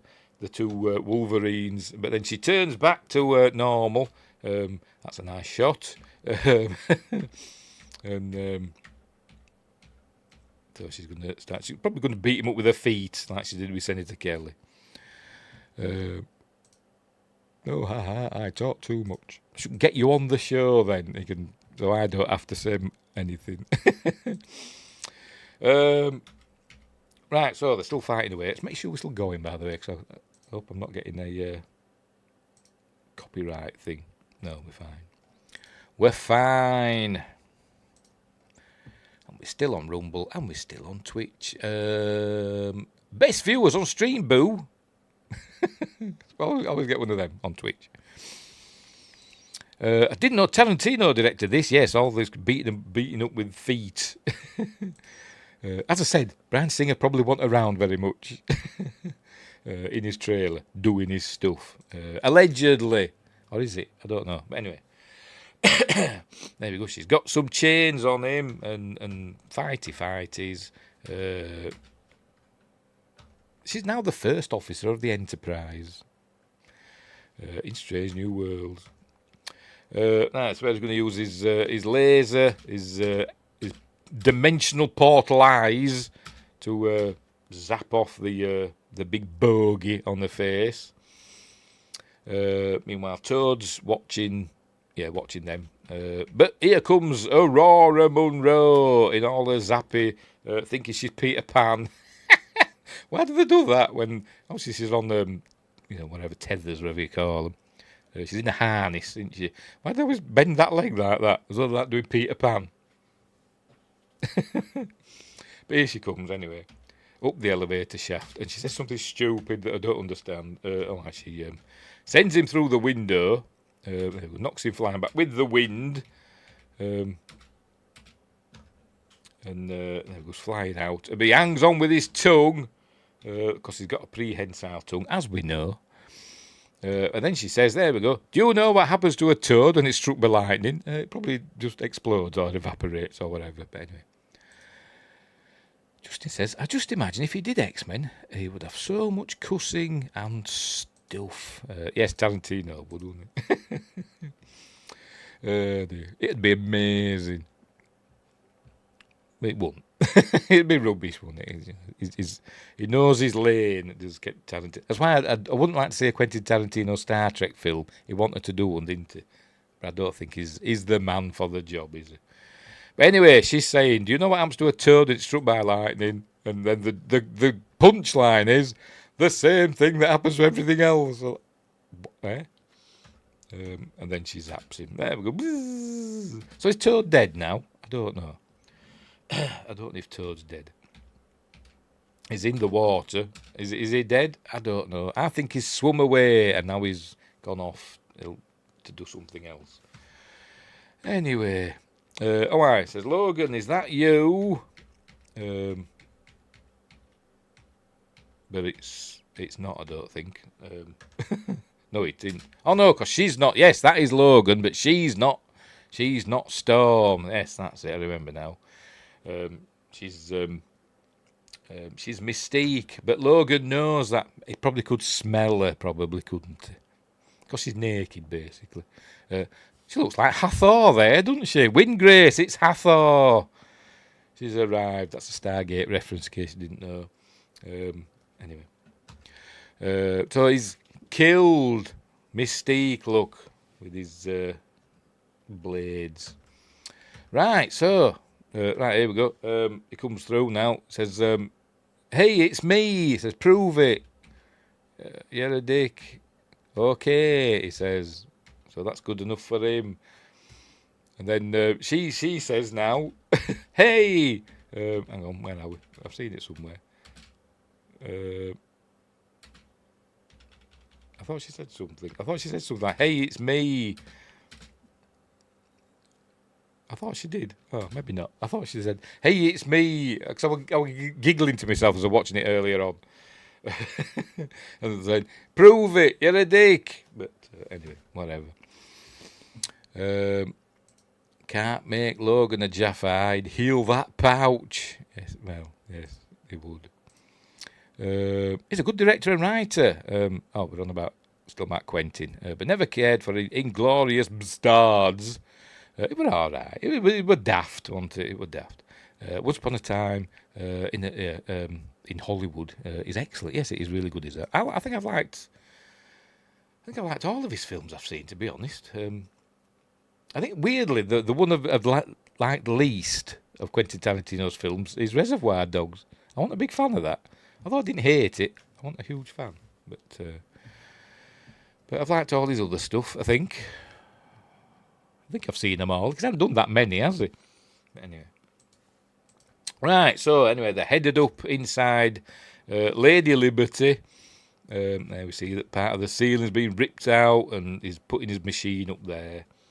But they're going to get they're going to get caught by Magneto. Now he's using his magnetic powers to trap everybody in metal, or looks a lot like foam, doesn't it? That doesn't look very metally, does it? But anyway, whatever. So they're all trapped. And he makes Wolverine's hands go like that, so that he can't use his claws. He can only use them on himself. Wink.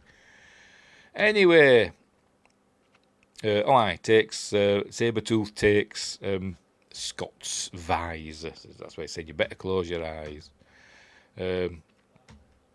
Right, meanwhile, over on Ellis Island, they're getting ready for their big shindig, blah, blah, blah. We learn that he's trying to get in touch with Mystique, but can't, because she's dead. Justin says, Jackie Brown is his most underrated, and it was great. Yeah, I quite enjoyed Jackie Brown. Probably mostly for, I forgot the name now. Pam, what's her face? Oh, God. Anyway, Pam. Pam, the star of Jackie Brown. Of course, she's gorgeous. Kill Bill 2 is my least favourite. Fair enough. I like both the Kill Bills. Because they're different. I think they're different to each other. Kill Bill 1's amazing, and Kill Bill 2, I still think that's great, but that's it. It's different, isn't it? Anyway, right, where were we? I swear they said that Senator Kelly's dead. He thinks Senator Kelly survived his fall. How is he? He says he's dead. And he says, are you sure that's what you saw? So that's when I'm thinking, maybe he ain't dead. Don't know. Maybe they just think he's dead and he has become water. But anyway. There's the world leaders with fireworks and stuff going off, and we learn to see that if he turns world leaders into mutants, then they'll be more susceptible to the fate of mutants and all that stuff. So the mutants will win. So anyway, off he goes to do his evil plot. There we'll see that Rogue's in the machine and. He's got to get out and save her before Eric can do his wicked stuff. Anyway, so he's got to get out, and what he does to get out, I don't know how this works. Have I missed it? Where are we? He stabs himself through the chest in a minute. There we go. I don't know how this works, but he stabs himself through the chest, ching, like that, and for some reason that makes him get out. I don't know why that makes him fall out of the big metal thing that Magneto put there. But it did, so fair enough. So he's free now, he's out. Eric's going to transfer his powers to her, or whatever, when he gets round to it. They do everything slowly, don't they? So Wolverine and Sabertooth are going to have a fight now. There we go. They're going to start fighting way on top of the Statue of Liberty. There we go. Throwing each other about. Some nice shots, but some very like that, very wiry workery. But sorry, my dear. So he touches her now. So he's transferring his powers to to what's her face. Actually, no, she's drawing, not transferring, he's not giving. She's taking the powers from him, isn't she? Justice says, this is a good film. Yes, it is. It is very good. I really like it. Even though I do, niggle it a bit. But, he gets his dog tag back off Sabertooth. This is mine, he says. Meanwhile, Wolverine does this weird thing around this here. Look, I don't know that. Physics again. I'm not sure how the physics for that works. But, whatever. It's fine. He must have magnets in his boots. I don't know. But anyway, don't worry about it. There we go. His powers are going into her. His magnetic powers. Logan gets knocked off the top of Lady Liberty. They're on the torch, by the way. They're on the top of the torch, I think. Or on her hair. No, they must be on her hair. That's her hair, isn't it, that? Stop that. Nearly gets them in the head. Thankfully he doesn't. So he climbs back up. Hang on, where are we?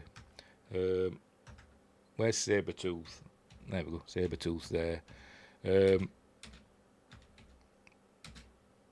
He goes up to Storm. You owe me a scream, but then Wolverine comes back. Hey, bub. Because it's bub, because it's Wolverine. Yeah. Not finished with you yet. But then I think they're distracted and the top of the flame thing explodes, revealing what's her face? Marie. Is that looks like an old man, that, doesn't it? It's supposed to be Marie, isn't it? In the machine. Where's Eric? Where is he? Is he ligged out somewhere? I don't know. But anyway. Right, so he's gonna. Sabertooth must still have the visor, Scott's visor. So there we go. He gets it, and she uses her powers to bring it. And he says, "Open your eyes," and she's holding it just at the right angle that it can get Sabertooth, and knocks him. There we go, out and into the. Is he dead now? I don't know. He falls. There's Eric. Falls into that. Is he dead? Don't know. Probably not. I don't know. We don't see him again, do we? Not until he becomes Liev Schreiber, I don't think. Anyway, right, so he says, I can't shoot it, and it might kill Marie and Rogue and all that stuff. And so he says, so Storm, you fly me up there, and then I'll do my stuff, and Jean, you use your telepathic powers, your telekinesis to stabilise him. I thought, why don't you just use her telekinetic abilities to send him up like the Force, like in Ahsoka, to push him up there? But no, it's good. Storm. Storm's got to do it, and she's got to stabilise. So up he goes. There he goes. Look, and he lands on. I don't know what Storm's doing. Is she doing a whirlwind? I don't know what she's doing, but anyway. She sent him up there, and now he's sitting on top of the machine. There we go, and the stuff's happening now. Look, and the CG swirly stuff is heading towards the world leaders on Ellis Island. But before he can use his blades on the machine, we see him in Deadpool 3. Yes, we do, don't we? Yes, we do. Yes, but that's different, isn't it? That's Deadpool. See lots of people in Deadpool, don't we? What about in this universe, whatever. Anyway, Magneto's stopping him using his powers. So obviously he's recovered a bit after, I mean, she put a fella in. He's strong, isn't he? Is Magneto? She put a boyfriend in a coma for 3 weeks. I don't know. Wolverine wasn't well when she took some of his powers. It took him, I don't know, at least overnight to come round. But he's fine. He's fine. He's Magneto. Was stopping Wolverine from doing his stuff. And she keeps saying, Scott, wait. And I don't know why. He says, I've got a shot. And she's saying, Scott, wait. And it's just for, dramatic effect, isn't it? You can see the swirly CG stuff's on its way. They're all going, ooh, what's that over there? And they keep saying, I've got that. Jean, I have to. Just wait. Why? Why have we got to wait? She doesn't tell us. Anyway, so he takes the shot anyway. I have a shot, so she takes the shot. I'm taking it. And thank goodness he does, because I don't know why she was telling him to wait. And he shoots. There we go. He shoots Magneto, and now. So what would have happened then if he'd have waited, like she said? Magneto would have won. So I don't understand. Was she evil? Was she Dark Phoenix then? I don't know. Excuse me. But anyway, so he blows it up. He uses his blades. Look, slashes the machine. It explodes. Thankfully, it doesn't vaporise them instantly, because there must be a lot of power going through that machine. And there we go. The CG swirly stuff fizzles out, and everybody's safe. And the X-Men have saved the day. There they are. The authorities are on the way in those boats. They get to. Oh, aye, yes, she's not well. Look, she's dying, or she may even die. I don't know. Or it's nearly dead.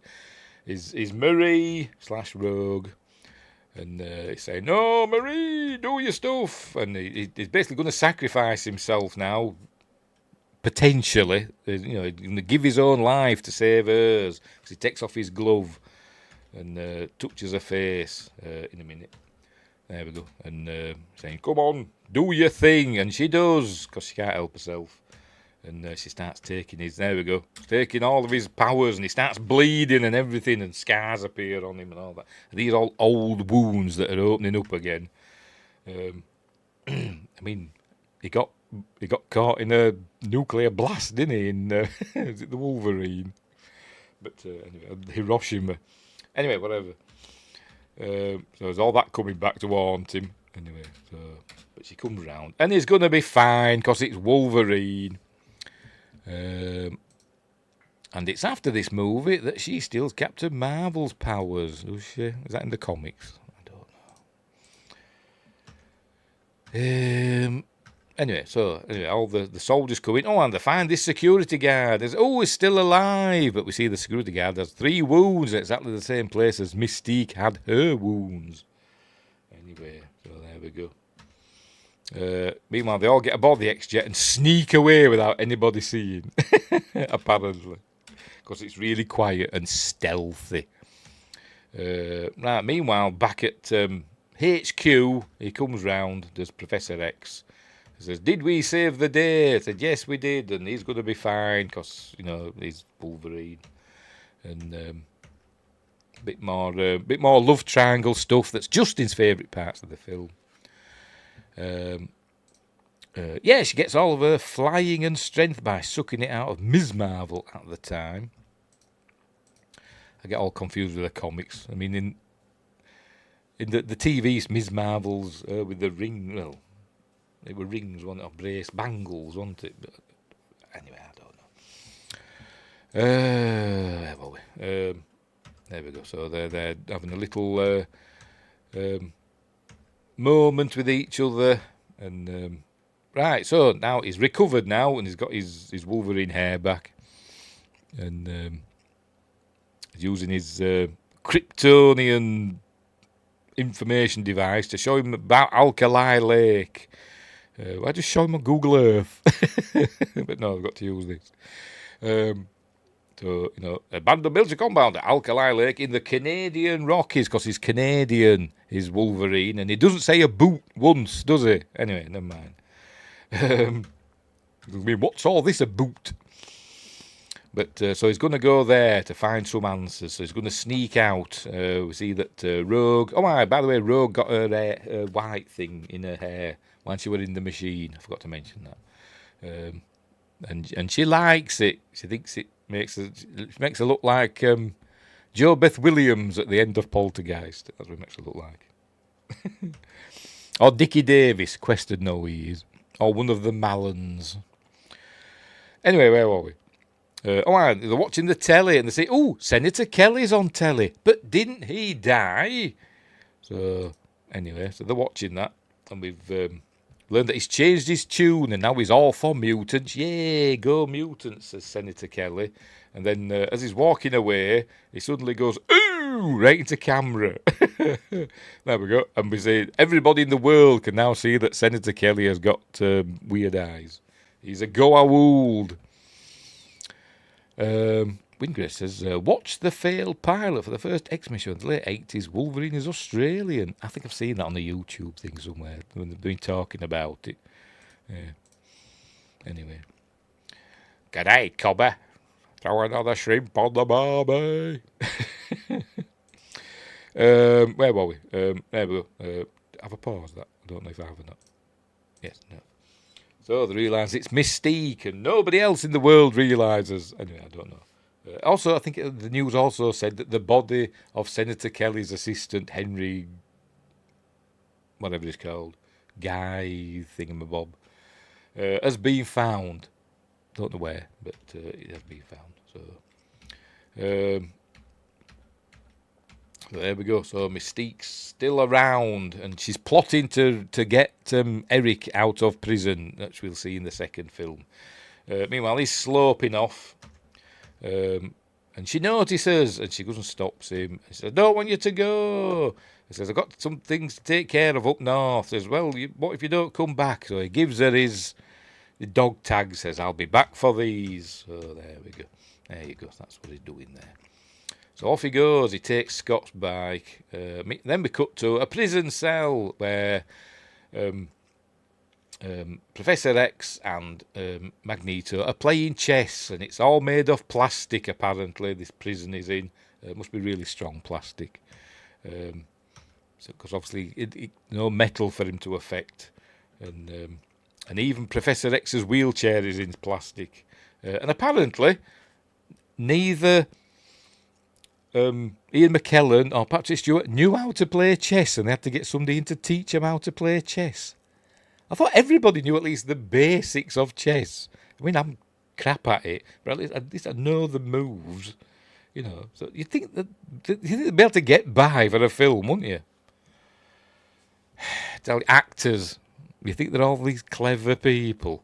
Not the bloody idiots. Anyway. And they're two knights of the realm, for Christ's sake.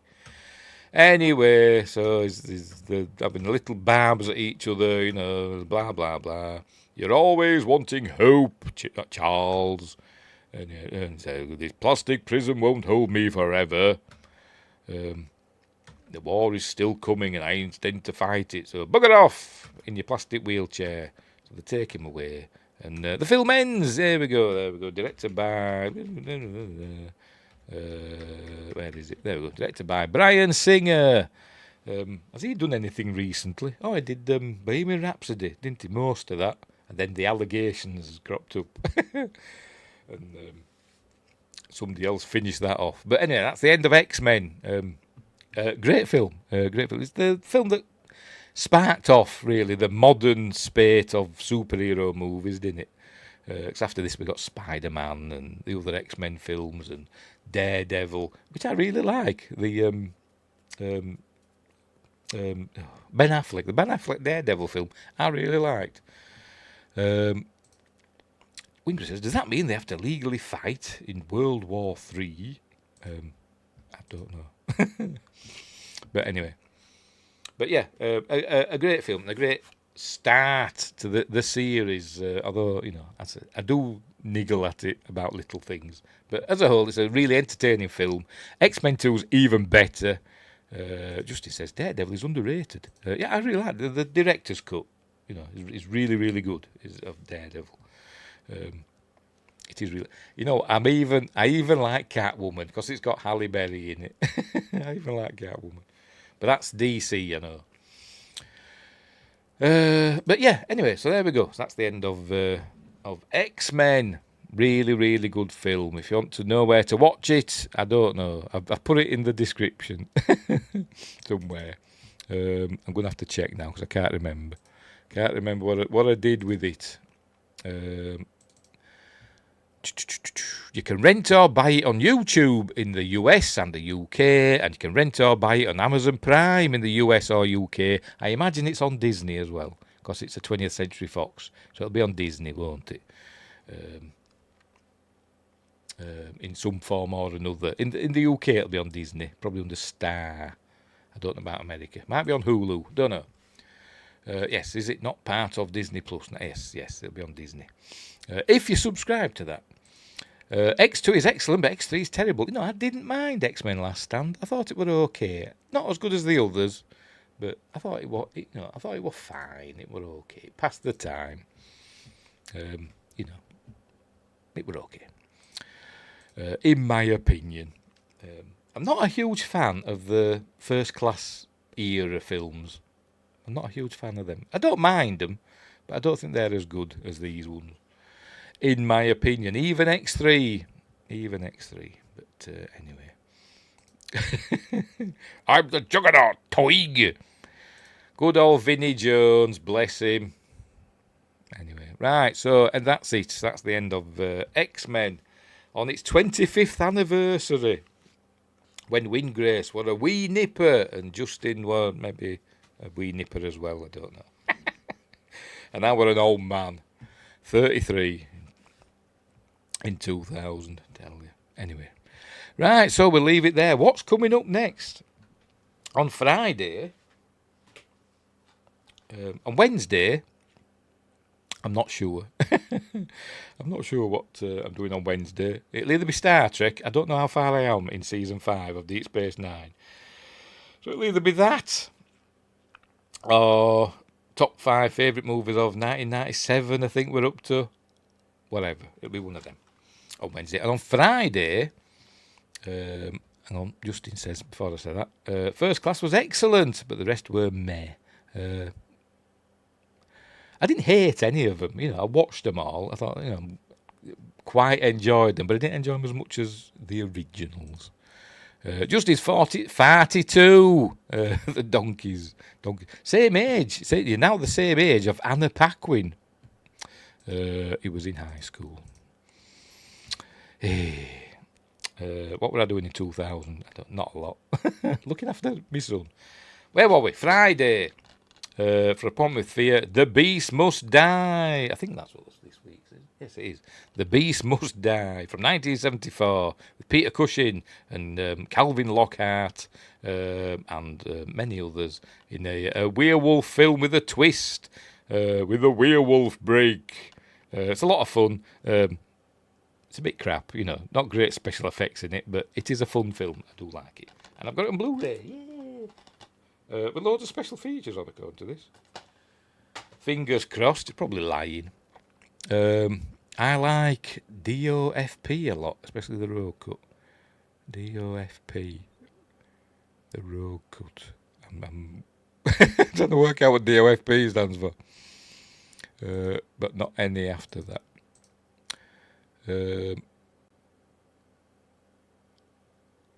I can't work out what DOFP stands for. Anyway, never mind. I don't hate most movies, even if they're terrible. There is 5 I totally hate and won't watch. Ooh, crikey. I have to do a video. Oh, Days of Future Past. Oh, of course. Yes. Yeah, we're all right. Anna True Blood. Yes, she were in that one, she. She were in The Piano as well as a kid. I don't know what else she were in. But I did like True Blood. I did like it. But right, so we'll leave it there. All right, next Monday's... hang on, where are we? Where is it? Next Monday's, Magnificent Mondays, because Windgrace says I keep doing too many films that everybody's heard of. So next Monday we're doing The Bellstone Fox. It's not a cartoon, don't worry. It's a regular film that they showed us at school when I was a kid, and it scarred us all for life. Because there's one particular scene where you're like, ah! But good film, Bellstone Fox. So that's next Monday. Right, we'll leave it there. We will leave it there. Justy says, Days was good, Days of Future Past. Yeah, they were all good. I'm not saying I didn't like them. I'm just saying I didn't like them as much as X-Men, X-Men 2 and X-Men for Last Stand. But anyway. The Bellstone Fox, isn't that the first movie to break $1 billion? Yeah, of course it did. Didn't we talk about Bellstone? I mentioned it last time. last time I did a stream. A coming up section. Right, we'll leave it there. So thanks, Win Grace, and thanks, Justin. And thanks for the super sticker. Greatly appreciated. I've just remembered something I'm supposed to do. Hang on, I'm going to fire up YouTube. It's that time of the month again where I'm going to give away memberships. So just let me... just a minute. Where are we? I'm pressing the wrong buttons now. I'm useless. There we go. I've got to open up a YouTube window to gift some memberships. Shut up, you silly man. Oh, you're right, princess. But you sneezing and I'm falling over. What are you doing? We did during the Rabbit movie. Yes, I probably mentioned it in that. Cause, anyway. Right, so I'm going to give some memberships now. Just do 5. Membership gifting. 5 memberships. Who's going to get 5 memberships? Right, just when it does it. Bye. Right, so when it's ready, bear with me before we go. Your gift memberships have been announced in live chat. Right, who's getting Mint Gavin Blackburn? I saw it on over on I forgot the name of the channel. I'm an idiot. Paladin Bocco, whoever that is. Little Jimmy. Little Jimmy is that R-Truth's invisible friend, isn't it? And Quest has got a membership. Yay! So that's 5 people that have got memberships. Yay! Makes it look a bit better. That have got some members. So we can't all be like Windgrace, who's got bloody members coming out of his ears. But anyway. Right, so we'll leave it there. We will leave it there now we've done that. Right, so thanks, Windgrace. Thanks, Justin. Thanks, Quest. We've got to all pile over to Quest's thing now, haven't we? Channel now. To go see what he's up to. Did anybody else pop in? Let me have a look and a check. I can't remember if they did or not. I don't think they did. But you know what I'm like? I'm always bloody forgetting, aren't I? Forgetting people. I forgot Adam Gamer last week, didn't I? Some dope. Behave yourself, you princess. He's scratching the furniture. No, I don't think anybody else popped in. Let me check Rumble, make sure there's no messages on there. No, there never is. Never. I think I've had like 1 message on Rumble in all the times I've been streaming on it. Right, so we'll leave it there. Wingray says he's got 5 members, proper members, including Justin and me. Right, so we'll leave it there, as I said. So thanks for watching. Wherever you are, look after each other. Hang on, I've got to sort my still. Look after each other, and until next time, I'll see thee.